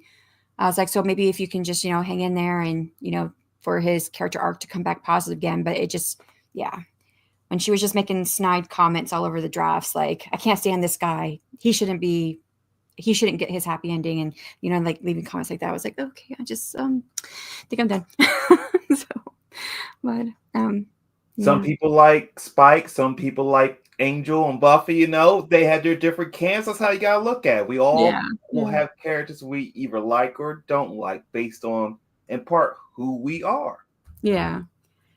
And if that was like the only feedback I had, I would have been really demotivated to ever get that book done. But I did have some readers who were reading through it, and they really liked it. So, and I told a couple of them, I was like, I really appreciate, how positive you feel about the characters in the story. And they were like, oh yeah, and they explained it. I was like, well, I had someone who didn't really like my main male character. And the way they explained it to me, and Devin hasn't read all of it, but she also, when I was talking to her about it, because at the time I was going through it, I was talking to Devin about it.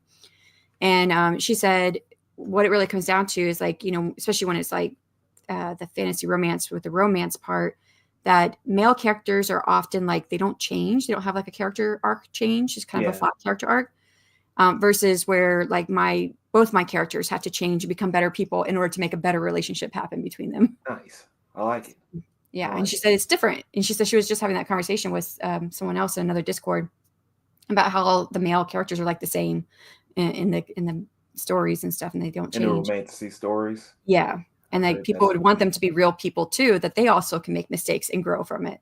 Right. So I was like, yeah, that's kind of what I do. Yeah. I really think when looking at giving feedback, some of the things I think of that are basic are like, is what I'm reading making sense? It's clear. Do I understand it? And then we can look at those other elements of like, do I like this character or not? And just recognize the point that if I dislike a character, you still have made me feel something. And that is a skill set of an author. True. There's a anime that I watched called Attack on Titan that I've recently been watching, and like the main character, I'm like, oh my god, why, why? But I have to look at it as like, what does this character serve? What is their purpose? How do they bring the rest of the plot together? And it's like, all right, well, I still might dislike this character, but I see some growth, and I see how they are important for the rest of the story. So, once again, I think there's a lot. There's a lot for the writers to do, but I also think those that are critiquing or being good beta readers, there's a lot on their side as well to consider. Yeah. But this one I feel like really positive about. So Awesome. It's great feeling positive about something you're working on. yeah. And I think that I've also been just looking forward to writing this story, because when I thought of this storyline, right, the first 3 books, they're non-linear, they happen at the same time. I kind of had to know what was going on in all the stories, so I had to like kind of think it all the way through, because if they're crossing over, I need to make sure, okay, well, if in the first book this brother says this, is that where he's going to be in his story when I get to it? So this story has been in my head the longest because it was the 3rd book that I'm writing. Yeah. So yeah, definitely looking forward to getting it out. That's awesome. All right, so I have all my world building and such detailed. I think this is where we left off, and have Excel for certain details of my story. Number 7, the pacing demon. So this is to the would you rather. The typos are things I can sometimes even use. I've changed the name of one of my MCs because I kept writing his name wrong. I just did that with a character, and I thought, okay, I'm just going to go with how I've been typing it wrong, and then I decided to go back to the original. So. I don't think you're the only person who does that. Yeah.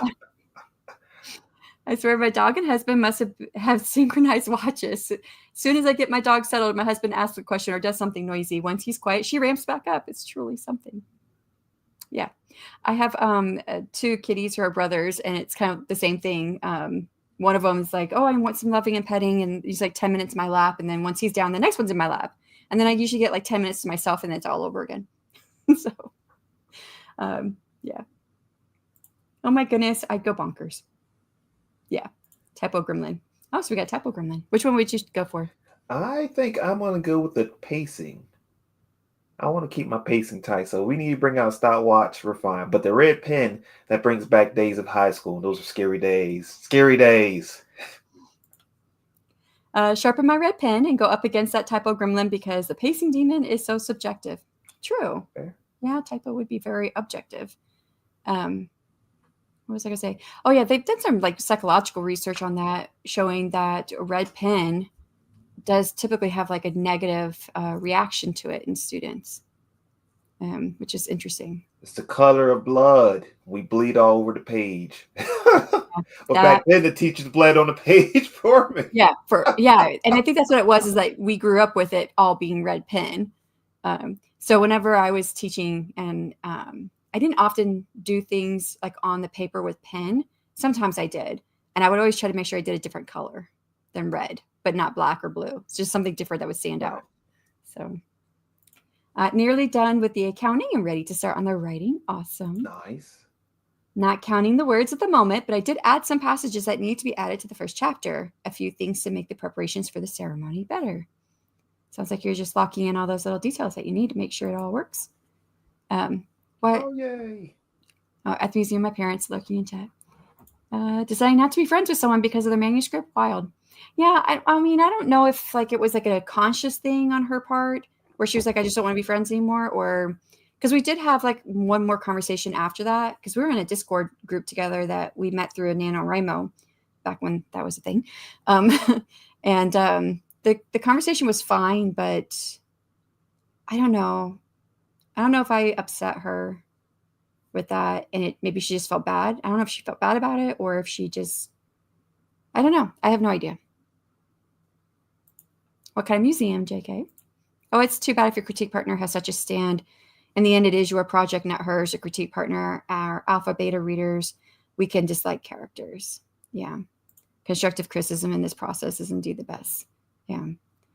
And, it would have been fine. I'd been okay if she didn't never like the character, but it was just all the comments that she was leaving. Like, by then I knew she didn't like him. But just reading the comments that she would leave, they were, kind of snarky. And I was like, well, and, I started thinking about it, if she doesn't like him, she's not going to be rooting for the end. Right. And the more I thought about it, I was just like, okay, I try to do it the best I could. And it's funny because she had, just like 2 weeks before that, something I was doing, I don't remember what it was, but something I was doing in my comments, she didn't like, and she pointed it out, and I was like, okay. And I didn't understand it, but I just thought, okay, well, this is bothering her, so I'm just not going to do it. But, so I don't know. Spuffy. I have not seen it put together like that. So Spike and Buffy, or Buffy or an angel. I've not seen the words put together like that. That's fine. Sounds like it was parting for the best for you. It's one thing to express an issue with something, but to repeatedly harp on it, is it helpful or kind? Yeah, and I really didn't understand it either, because I asked her if she would be my critique, because Morgan Lee was my critique partner for years, but Morgan had got a new job at the beginning of last year, and it was just taking away time from what she could do. She was also on the podcast; she was a host with us, and it was just her time was getting eaten up by everything. And so then I just I brought up, I said, would it be better if we just didn't do this, we didn't worry about this? And she was like, yeah, if you don't mind. I was like, yeah, no, you got to take care of you. So I wasn't sure what I was going to do if I was going to get another critique partner, but then I thought of her, this other gal, because with my first book in this series, she was alpha reader, and no, she was beta reader. So she read after I did all the revisions from the first round, and her and I had only ever talked through Discord. And I liked some of the comments that she made. It made a lot of sense to me. And she was like, hey, do you want to get on the phone? And we spent like 3 hours on the phone talking about the book, and everything she said made sense. And like, I didn't feel negative about anything. And I felt super positive of, and I didn't take everything that she said, but a lot of the things that she said was very good advice. And so that's what I thought of her for the second book. I was like, well, okay, I don't have a critique partner. Maybe I'll check with her, see if she wants to be a critique partner. And, I thought it would be a good thing because she was so great for the first book. So, but yeah. That's why I don't use red pen when editing. I always use blue or purple. Mm-hmm. I use blue when I do just any writing with pen, because when you're in the military, you can only use black ink. So there's like my little what do you call that when you're fighting against the system? Resistance. Yeah, the resistance. When I left the military, because my husband was still in the military, so everything he did was with black pen. It didn't matter if it was military related or not. He was like, I need a pen. I'll give him a blue pen. Nope, this is blue. I need black. I was like, it's not a military thing. You're doing something else, like signing something for our son's school, right? He was like, nope, it's got to be black pen, only black pen. So I was like, okay, I'm doing everything blue pen from now on. And I like blue anyways. And it's funny, it's just taken him in the last year, and he retired in 2019. So this is like 6 years now. So in the last year, so about 5 years, he started using other color pens, and I started remarking on it. I was like, you're using a blue pen today. He was like, I know, but military's in the past. Oh, that's good. That's good. Those are good colors. Purple is actually one of my favorite colors. I like purple too. Yeah. Mine too. And they show up just as well against black text. Mm-hmm, true. So weird that they require black for the military. Blue helps confirm that what you are seeing is original. DOD is something else. LOL. Yeah. I think it just has something to do with uniformity, to be honest. Because the text is black, so the ink has to be black. So it's all the same. Can't have an outlier, because then you're not being uniform. Yeah. So, but that's why I also thought Eloise, like, yes, blue to mark it. So yeah. Huh. Yeah, I use blue for most everything. But sometimes if I know I'm trying to mark something, I might use a different color, because I think because I use blue, I might not see it as something as like an editing thing. Like it's, not something that's as important. So you use black? No, I have I have a whole bunch of other colors. I have purple. I like purple and pink. I use a lot of that. So would you rather your pen run out of ink every scene climax, or your spell checker rewrite your dialogue? I already know the answer to this one. Go for it. I would like my pen to run out of ink at every scene climax because I'm excited. I'm ready to roll. So I'll just grab another pen. That's fine. But spell check to try to rewrite my dialogue. Ooh, that's But dangerous. what if you grabbed another pen and it doesn't matter how many pens you grab? If you are writing the scene climax, every time it's going to run out. So that you can never actually get to writing it. Oh. Okay. You know what the right answer for this is you type it up.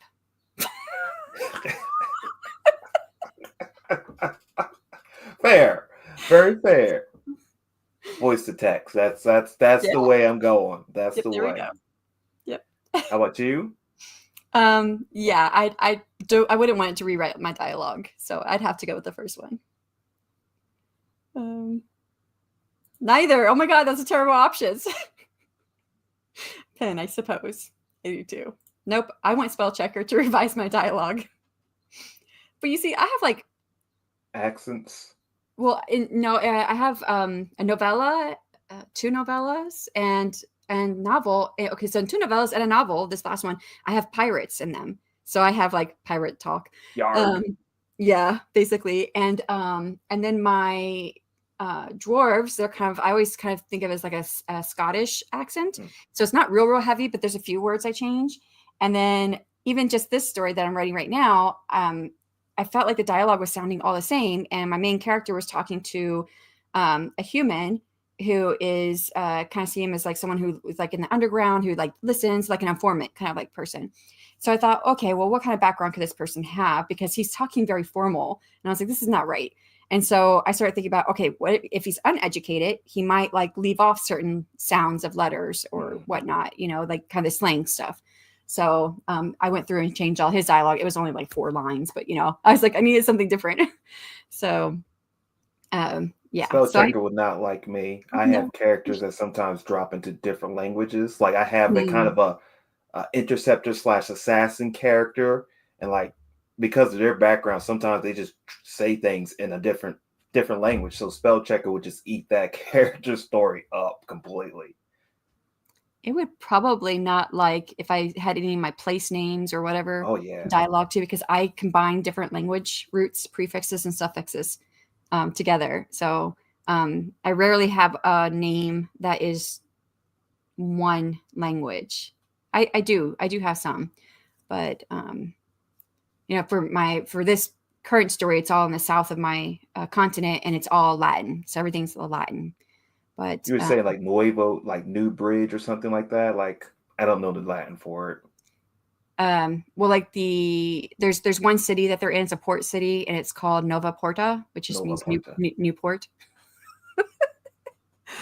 And there's Via Fortuna, which is Street of Fortune. So yeah.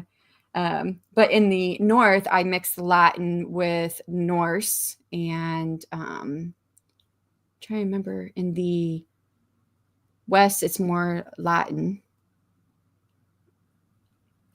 but in the Fire Fae Isles, which is below the continent, it's more like Latin mixed with Arabic and things like that. I like, because I try to find meanings of words, and I combine these different parts, and a lot of I have it written down somewhere. So the words that are given to like fire and water and moon, I like the sound of those in the like Arabic, Hindu, Sanskrit. I like the sound of those roots and prefixes and suffixes. So I kind of default to them when I'm doing water or fire names. So yeah. Number 8, I think the pen out of ink because I refuse to let some program rewrite my dialogue. It's my least confident, the dialogue. Thank you for writing sessions. I need to go. Oh, okay, bye. Hopefully I can catch your next live stream. I'll be back to regular live streaming starting tomorrow. That's the Pomodoros. That's 45 minutes with 5-minute breaks. And thank you for coming. And I should qualify that I write litfic, so it would make me more confident. Gotcha. Yes, because that way you know that it's sound dialogue. I can understand that. Okay, we are at 4.5 hours. We have at least, I would say we just have one more sprint left, really, because this is 6 hours and 9 minutes. So we've got an hour and a half exactly. But depending on how much time we spend talking, probably just one more sprint. See you next time. So I'm going to grab another ticker to put up there. I'm not going to get through it. That's what we can do. If we've got a half hour left over after the end of the last one, if you're still here, if you want, we can go over the rest of these would you rathers because I have quite a few left. All right. So, okay, take that off. For anyone who has to leave out, thank you so much for coming. And for everyone else, we'll get started on the next hour. In 3, 2, 1, and good luck.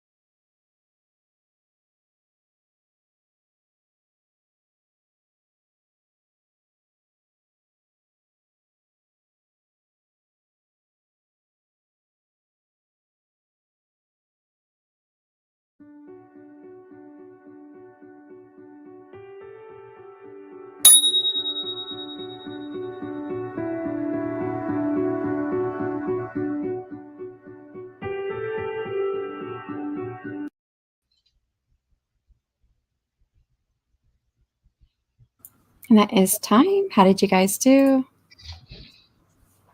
I got, how many words did I get? I got 179, but I filled in those plot holes, and I'm ready Nice. to. Well, that's the important part, the plot holes. Yeah, So- if it was just like 1 or 2 sentences in a like chapter 8, and then a few sentences, like switch it around in chapter 16. So nice. And first time in the marathon you've been here. Do you want to introduce yourself? Hi. My name's Eloise Barr. I'm an adult historical fantasy author, part-time indie author, full-time accountant, an Excel nerd. Yeah, and I'm just trying to get some words in, hang out with Shanon. And I don't think we've actually officially met. Hi. Adeshale, meet. Hey there. Hi, Adeshale. Nice to meet you. I know I have Eloise's book too somewhere. Oh, I mainly lurk. I was saying earlier, I have redone my shelves and I have no idea what I did with people's books. They are there. They're just in a different order now. I can't find them. Well, I mean, I don't even have my own book to hold up. There you go. I didn't plan this in advance. I'm trying to think. Oh, no. I should have got up and looked for it when you came on. That's okay. Maiden of Artemis is the one that I've got out. Yay. Yeah. It's the it's got pink on the cover. Origins of the Amazons in ancient Greece. Oh, that's pretty cool. Yeah. Well, we've got like 28 minutes. Nope. 28 plus 9. What's that? 9, 7, 37 minutes. We got 37 minutes. So we could hang out and chat, or we could try and do a small sprint. What would you guys like to do? Whatever you want. Yeah, that's what I was gonna say. Whatever you want to do. Okay. I'm gonna sprint more whether we chat or not. So. Alrighty. Let's see. We'll catch up with the chat here. I don't think I marked where I left off. I think it was here with Lindsay saying that she should qualify that she writes lit fic. So that was like in response to the your The dialogue being rewritten for you, and that's the one she would choose. Oh yes, and Gaelic dialects influence from Asian languages, African languages, etc. Oh, and constructed languages. The spell checker wouldn't understand. No, it wouldn't. There's actually a site too where you can it can help you make up your own language. I have it saved somewhere. Cool. Yeah. See you next time. And Joanne says to Louise, Science Museum at a showing right now, so I'll be lurking in the chat. Science Museum. That sounds like fun. I went to the Pacific Science Center this last week with the boy, but it's not the same as an adult-only trip, I bet. Did he like it, though? He loved it. It was like watching a pinball. Oh, pinball. Going to just all the different exhibits. He wasn't focused on one for more than a minute, maybe 5 minutes at the most. Yeah. But seeing that joy, I bet, was just fulfilling. Oh, yeah. Yeah. Definitely overwhelming, but overwhelming. Yeah. It's like a once a year thing. Oh, I'm back. Science Museum was so much fun. Yay! Downside is that the power will not be back on. Oh, will not be back on until 3:45. Oh. I think that's like in 1 minute because she's Eastern. Yep. 1 minute. Asking what time I'm ending this stream. That was a few minutes ago. So 6 hours and 9 minutes is how long it's supposed to go for. And we're at 5 hours and 34 minutes. So like another half hour. Good to see you on the stream, Eloise. Hi, Joanne. Okay, so did you? Oh no, we have not talked about this one. So what do you guys think? Or additionally, did I ask you how you did actually from that sprint? Nope, because I was still trying to close up everything. I usually have music playing, so I had to like turn it off and turn off my timers, etc. 527 words, which is pretty good for me. Yeah. So my character, like I said, is still pulling out from the dark space, but since they are coming on the upper side, the words are starting to flow a lot easier now. Because you're about to head into the climax, right? Well, we're not quite at the climax, but we're on the road there. I think that's why my fourth or third act, however depends how you depend if you have 4 acts or 3 acts, it's kind of the same setup. If you have 4 acts, it's usually Act 2 and 3 is like the same as Act 2 and a 3-act structure. But the last act for me almost is always like 10% of my book, and not like the 25% they say, because I go from Dark Night of Soul to climax is over. I do it really quick. And so, yeah. Well, I think it feels like it can ramp up really quickly once you get to that point. Because, like I said, like the words are just going now. I'm like, oh yes, yes, it's hump day for the book. Good. All right. So, would you rather kill your favorite character or rewrite your entire ending?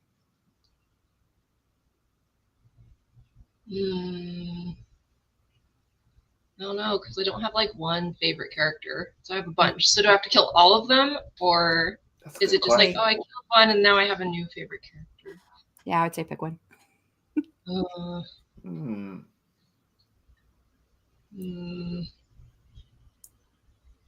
I feel like in fantasy there are more people that die than there are in some of the other genres. I mean, not like thriller or horror, but like fantasy, there's a lot of people who die in fantasy versus like, well, definitely romance, of course, or mystery. It's usually just like, unless you have a serial killer, it's usually just the body at the beginning of the book, and maybe another one throughout. I think I would kill off my favorite character, because if it's my favorite character, then it's probably my reader's favorite character, and then they'll get mad at me. And then like, you emotionally traumatized me. Give me more. And you can do that because you write fantasy. Yeah. Well, all of these are so hard for me. So I feel like in my urban fantasy, in my fantasy world, like anyone could go. I would be very sad, but like the way that I write the story could be continued on through someone else, because usually I have people working in like groups or networks, so like the story could continue on. In my romance story, no, that would be bad. I don't think that would work too well. So, I think I would take rewriting the end of a story. I would take that one. I like my characters. I think because of my genre, I couldn't kill off my favorite character, because my favorite character is typically going to be one of the protagonists. And if I kill them off, well, then that's not a romance. It's a tragedy. And I think that rewriting an ending could be a cool challenge. Doesn't mean I have to keep it. Yeah. I'm reluctant to rewrite my ending because it's the first book in a series, and it's like all the other stuff after that is dependent on the way the book ends. You know what I mean? Yeah. So I don't know how much I can twist it. It's fantasy that you write? Yes. Yep. Historical fantasy. Historical fantasy, yeah. Greek mythology. Yeah. Right. So exciting. Would you rather write the most emotionally devastating scene of your career or reread your first draft with an audience? Can I do both? Those actually don't sound terrible. Emotionally devastating. Yeah, I would like to do the first one.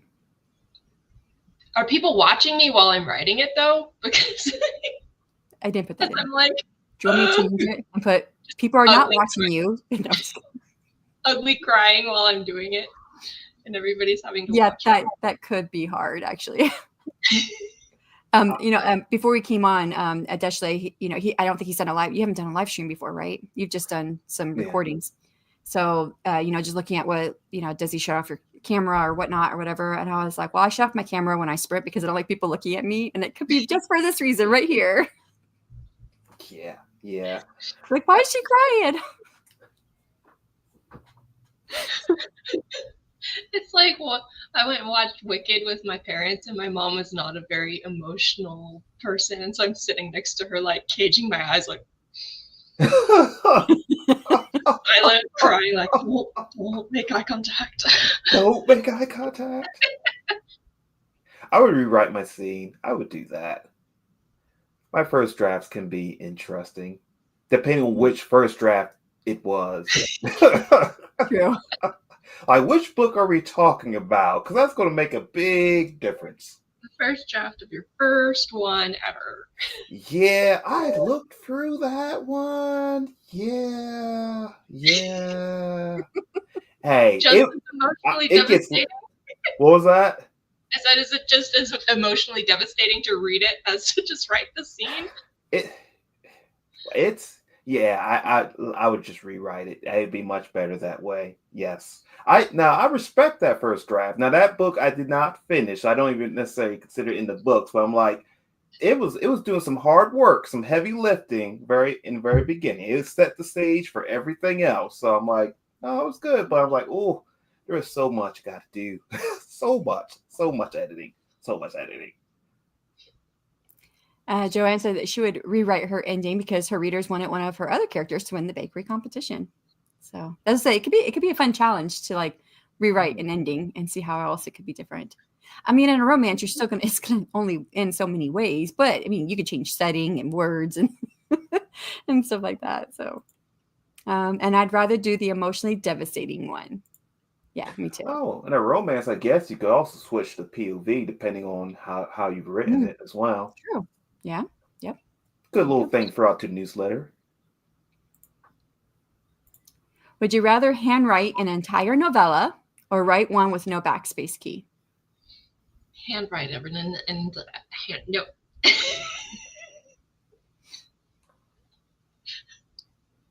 I guess you could.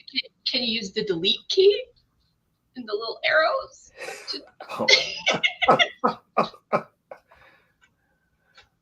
I would go with the no backspace key. Me too. Because I would not finish the novella. That's why. Because I wouldn't be able to read it. My handwriting is not good. I tore my TFC in my wrist, which is a ligament that does not have blood flow, so you can't fix it. It can't be like sewn back together and then it heals because there's no blood flow. So I tore it when I was in the military. So since then, I can't really handwrite for a real long time. So if I was trying to handwrite an entire novella, it would be like years before it was done. Oh. So with no backspace key, I'd rather just pay an editor to fix everything. Oh, thinking outside the system. I like it. Yeah. Would you rather be only able to write during Mercury retrograde, which I don't know how often that happens, or when your internet is down? I feel like based off of all the Instagram and TikTok girls, it happens all the time. I was thinking it feels like it happens all the time. Oh, it's Mercury in retrograde. I am so lost at what that would mean at this current point in time. It's like in astrology, like, oh, bad things are happening. Why? Oh, Mercury's in retrograde. It's like, oh, the moon is full, so that's why the hospitals are crazy and people are being extra nuts because it's a full moon, but with Mercury. Although those hospitals being filled during a full moon, there seems to be something to that. Yeah. So it says Mercury retrograde is an astrological event where Mercury, the planet of communication, appears to move backward in the sky. It's an optical illusion, and it occurs approximately 3 to 4 times a year and typically lasts around 3 weeks. I have to only be able to write during Mercury retrograde because my internet is not down very much at all. I'm very lucky. I'll be fine with my internet being down. It wouldn't be an issue. But it's saying, would you rather only be able to write when your internet is down? So back to handwriting again. Internet having to be down would have to or no, because it doesn't mean that you don't have any power. It just means you don't have access to internet. So like if you need to do some research, you'd have to do it the long way by like going to the library and looking at books and stuff. Right. I'm just saying my internet doesn't go down a lot. So I feel like the frequency of me being able to write is less in that situation. It's less than if it was Mercury retrograde. Oh. Yeah. If you could only write during the Mercury retrograde, it looks like it's about 12 weeks a year you'd be writing. That's like how often I write on it. There you go. Based off of my track record, it feels like I only write that much anyway. I had to get a lot of words out during that time.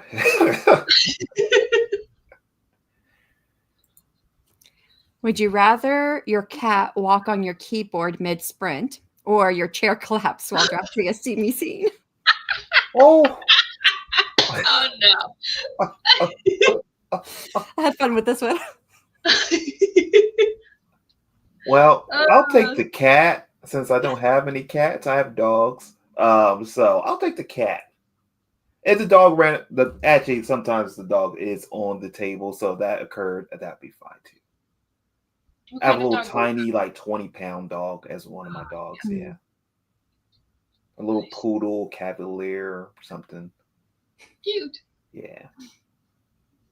I think my chair would collapse on me during drafting a steamy scene anyway, because I'd be like, "Whoa."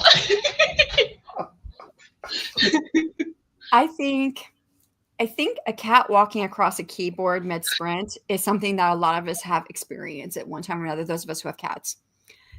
So to be able to have the story to say, yes, I was writing this steamy scene and my chair just gave out on me would be a fun story to tell. So yeah, I think it would be fun to say that one. I actually only have one more of these left. Would you rather your book inspire fan fiction or conspiracy theories? Ooh.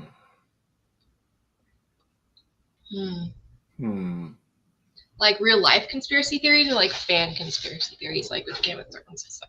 I was thinking, and I didn't know how to put this into the question when I wrote it. I was thinking like conspiracy theories off of your writing. Like when people read it, like, oh, I think this is what this means. Like Jon Snow and stuff. Yeah. Yeah. I'll go with conspiracy theories. I like to do a lot of foreshadowing and connecting different book series together. So yeah, I would go with that one. I don't know. That's a hard one. Yeah, I think the conspiracy theories would be fun because then when it comes out, then people are either going to be excited or not. Yeah. Or I take their conspiracy theories and I'm like, actually, that was a good idea. Right? Let's Yeah. make that real. Whereas fan fiction, you get people can. There's a lot of books now that are like potentially as famous, if not more famous, than what the fan fiction. You know what I mean? Yes. Yeah. Yeah. 50 Shades of Grey was fan fiction of Twilight, wasn't it? Yeah. Oh, really? Huh. There's some new stuff too, like isn't it a lot of Allie Hazelwood? She was originally like a Kylo Ren. What's her name? What's the other character's name? Reylo. The Reylo fan fiction. Oh. Rey from Star Wars and stuff. A lot of her her books are basically Reylo fanfic, but rebranded to be contemporary romance. That's funny. Without having the without the Star Wars. It's just like imagine the characters basically look the same. One's the dark grumpy, and then the other's the little petite woman who's all sunshiny. So I would definitely go with conspiracy theories, and I've actually been I build stuff into my stories so that one day maybe I might have fans that do this. Yeah. So I really like the conspiracy theories. I have a friend who likes to play video games a lot, and like one of the video games called Elden Rings, like there's like tons of fan lore. Like people have podcasts about it. Like it's like people go in depth about this. I'm like, that would be so awesome. So awesome. There is an AI program. What is it? I should try this out. I know I have it saved because whenever I come across AI that's interesting, I save it. But gosh, I have so many, I don't know which one it is. But it's the one that people were using to do AI podcasts from, because it was two people who were talking. So it's two people, and you give them a topic and they'll talk. The two of them will talk back and forth. And I had showed it to my husband because I said it would be great. He works for it's a nonprofit for the state to help people get jobs. And I said, this would be great because you could actually go in there and have a conversation. So like you have it's a male and a female that's in this AI, and people have done like full podcasts and published these things. And now that I've heard it so often, as soon as I hear the voices, I know who it is because it's the same two voices. But you can put whatever you want in there. And the two people will talk, and they basically like summarize it. You know, if you just give it to them and they start talking like a podcast, they say, hey, yeah, did you know that, this so-and-so by author S.E. Huston in her book, this is what happened. And they go, yeah, I thought this point was interesting. And then you can interrupt them as a caller who's calling in to say, well, what about this? And they're like, oh, that's a really good question. And they'll respond to whatever it is that you type in. And so I told my husband this would be good for like what he does at his job, because they could put in the script for like an interview. And so then they could act like they're being interviewed and have that back and forth conversation. But I could put my books in there and then see What conspiracy theories do you have? That's awesome. I Oh, wish that I would be so was. fun. I need to figure out what it was. I I know I could saved it. I could see that doing that for my book or novella and like sending that information to like my list. Like link, check it out, guys. I think the only Cool. the one that I was thinking of the conspiracy theories. Sorry if you're hearing this snorting. My dog's very excited. He sounds like a chainsaw and a pig. Is that when your fans, so say you're writing a series, and this is what happened with Game of Thrones, is you're writing a series and the series is taking too long, and the conspiracy theories and the fan theories are right or super accurate, and then they, I think, felt compelled to be like, no, we want to surprise you. So they just took the things that were made the most sense character-wise, plot-wise, and everything, and they just completely threw it out the window. And then it really pissed off all the fans, myself included. Like, what is wrong with you? Yeah, don't do that. It's funny, I was reading something recently. It might have been by James Scott Bell, I think. But like readers like to kind of guess, like readers like to be proven right. Maybe not all the time, but we like to be able to think through something and be like, yeah, I was on the right path, not toss out everything. That makes sense. Yeah, I've heard that readers, especially if you're like leaving little clues for them to try to figure something out, and they start putting it together, and then they find out that they're right. Readers like that because it makes them feel smart. Right, exactly. So, and now I think that's got to be one of the reasons why Martin is taking so long to release, Winds of Winter, because of the whole snafu with the show.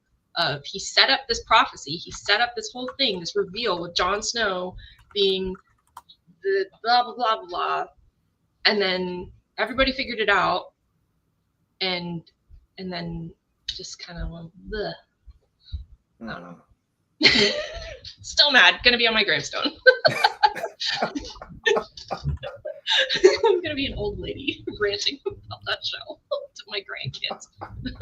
That's funny. It's when shows do stuff like that. It's rough. I heard, what was it? There's a TV show called Lost. Oh yeah, I haven't seen it, but I've heard it does something similar where it like retcons a whole bunch of stuff. Yeah, and I think was this Shannon? Was this in the emotional craft of fiction? Did they talk about Lost in that, or was that in James Scott Bell's The War of Art or The War of Writing or whatever?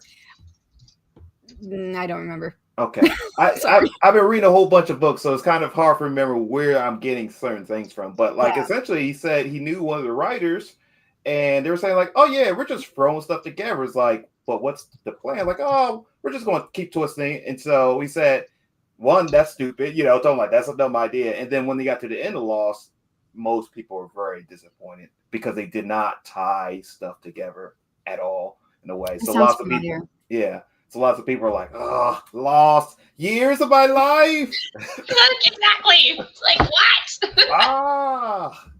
I found it. It's Notebook LM. Notebook LM. Let me see. I can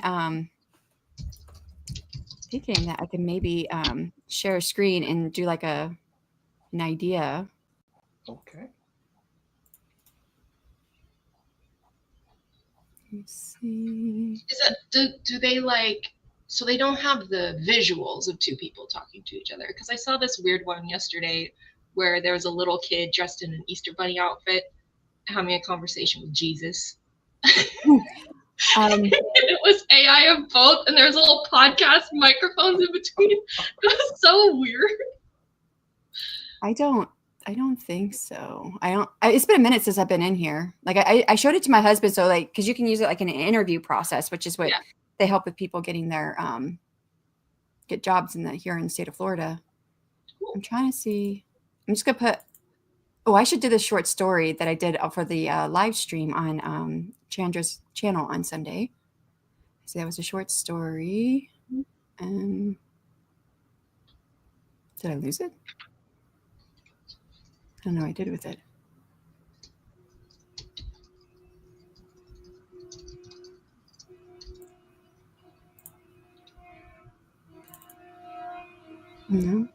can't find it. So I'll do a different short story.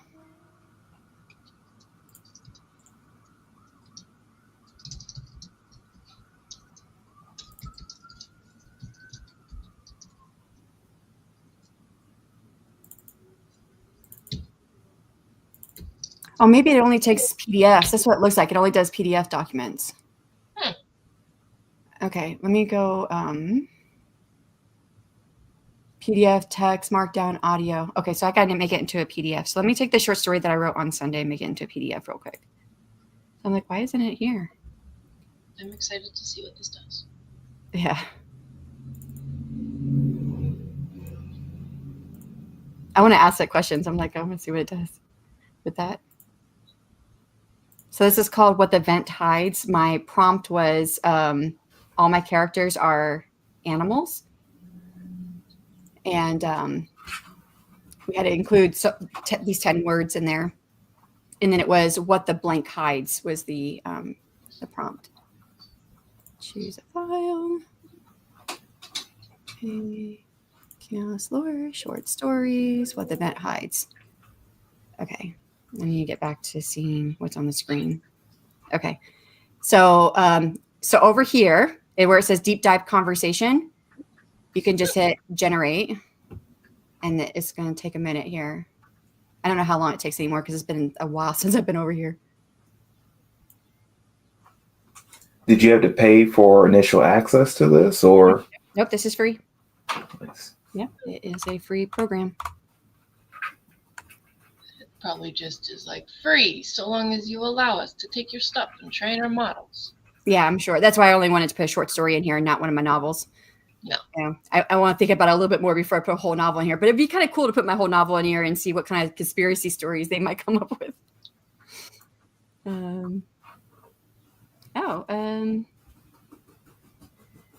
Tiffany came in. Hi, kiss like button. I appreciate that. We're about to finish up. We've got like 9 minutes left. So, oh my gosh, your dog made that on IG. Well, hopefully this doesn't take that long. But see, you can go in here and ask questions like what's the central conflict or mystery or whatever. You can ask things in here, and they will answer it. Like they'll be talking back and forth, and then you could just type a question in, and they'll stop and they'll like yes caller or something like that. Or at least that's how they did it before. Yeah. So I said it's been a minute since I've done it. Oh, I didn't realize it was going to take this long. Sorry. Oh. Yeah, you're fine. I grew up on dial-up. You're fine. Yeah, it doesn't make noise anymore. Oh, here it is. Okay. And interactive mode, it's beta. Okay. Okay, let's go back to studio.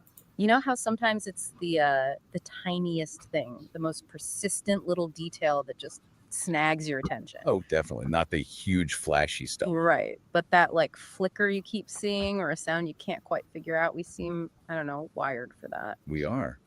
And today's source. Yeah. Well, it leans right into that. It's That I different from our wanna- usual fare. Yeah, forget the usual reports or analyses. You brought us excerpts from What the Vent Hides, which sounds intriguing. It is. It's a narrative piece centered on a cat named Marigold.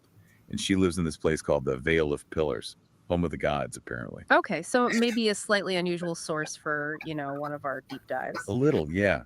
But trust us, there's a lot here about observation, about curiosity, and what grabs us. Okay, I'm in. So our mission today, follow Marigold. She gets obsessed with this weird sound from a vent. Exactly.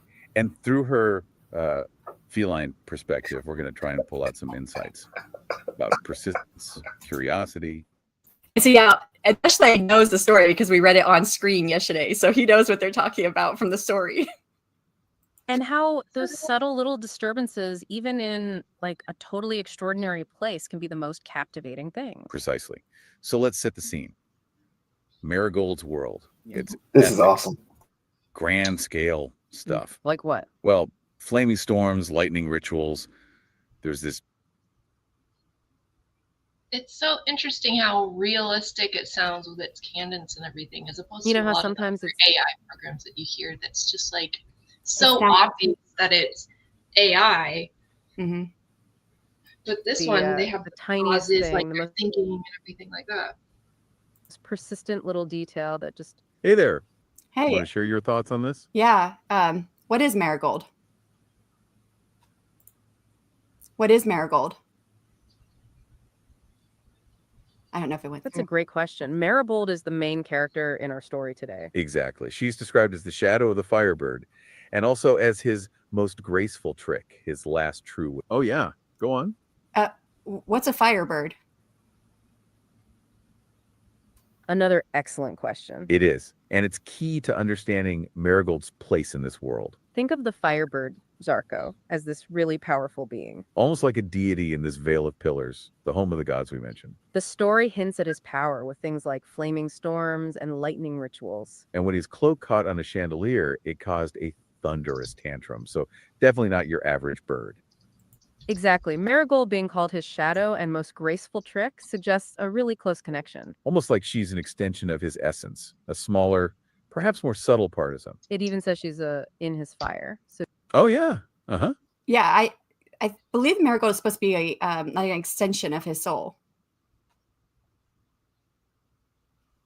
that's a really insightful way to put it. The text definitely supports that idea. Absolutely. The descriptions like shadow and really imply That's what I was trying that to do deep in the connection, text. almost a piece of him. Okay, so with that picture of their relationship in mind, our mission is to follow Marigold and her very focused attention. Exactly. She becomes completely absorbed by this strange, tiny sound coming from a vent in this grand place. And through seeing the world from her perspective, we're hoping to gain some insights for ourselves, you know? About things like why certain small things persist in our minds, the power of curiosity, and what truly captures our attention.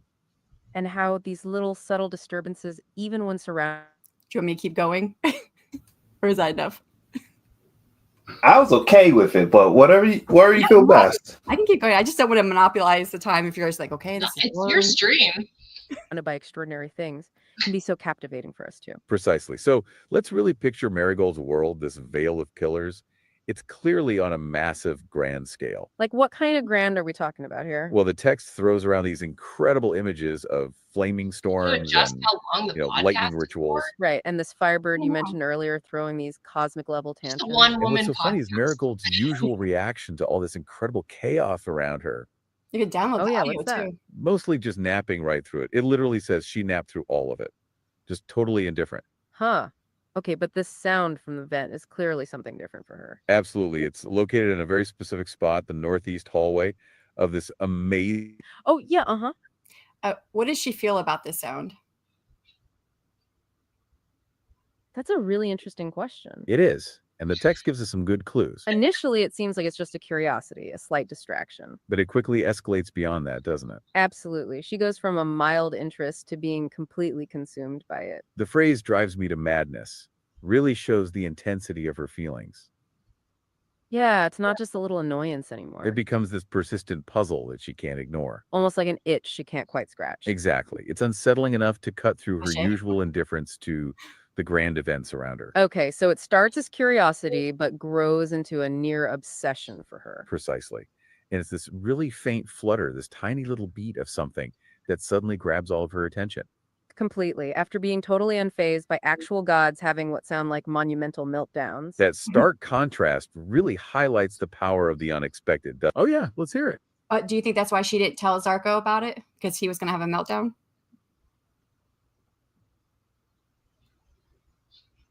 That's a really perceptive question. It is. It definitely makes you wonder about her motivations. The text doesn't explicitly say why she keeps it to herself. But you could definitely make a case for that. Given his thunderous tantrum over a cloak, a mysterious vent sound, Might have led to an over-the-top reaction. right? It would be She seems to interesting handle if you things with a could have quiet settings to internal like curiosity. change Maybe- the way the voices are. Like some podcasts are the bros that are just like rude to each other or something. yeah. You know? Like, oh, I want my podcast attitude person to sound like Andrew Tate. I had heard at one point that they were going to try and make it where you could make these voices different. But like I said, I've never really got into this.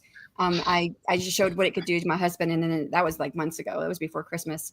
So I don't know. I don't know what it can actually do. Yeah.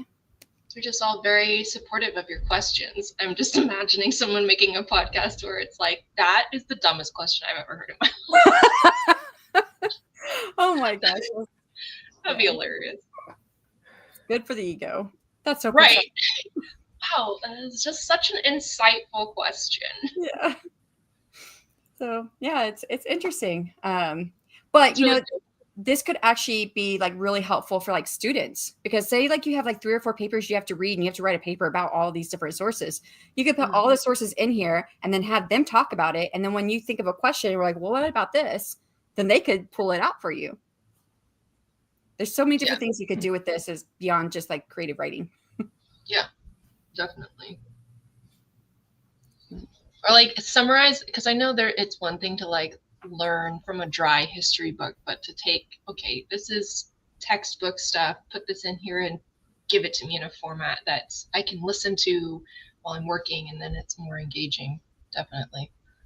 All right, we are down to less than a minute, basically, or a minute and a half, because at 6:08 is when I got to hit 6 hours and 8 minutes to hit my in live stream, because my outro is a minute long. So if you guys want to do your outros real quick. Guess I'll go then. Hey guys, thanks for hanging out with me. Or Shannon, thanks for having me on here today. Deshley writes. I write urban fantasy and romance. Everything usually has a bit of a dark, gritty tinge to it. That's just how it is. You can find my series, The Moonwatch Universe, on Amazon, and if you want, feel free to join my newsletter. I think we have the link in the chat. All links in the chats. Yeah. Awesome. Thank you. Awesome. That's a much more organized and concise outro than what I'm going to have, which is thanks for having me for a second, Shannon. Oh, it's been a minute. When was the last time you were on my channel?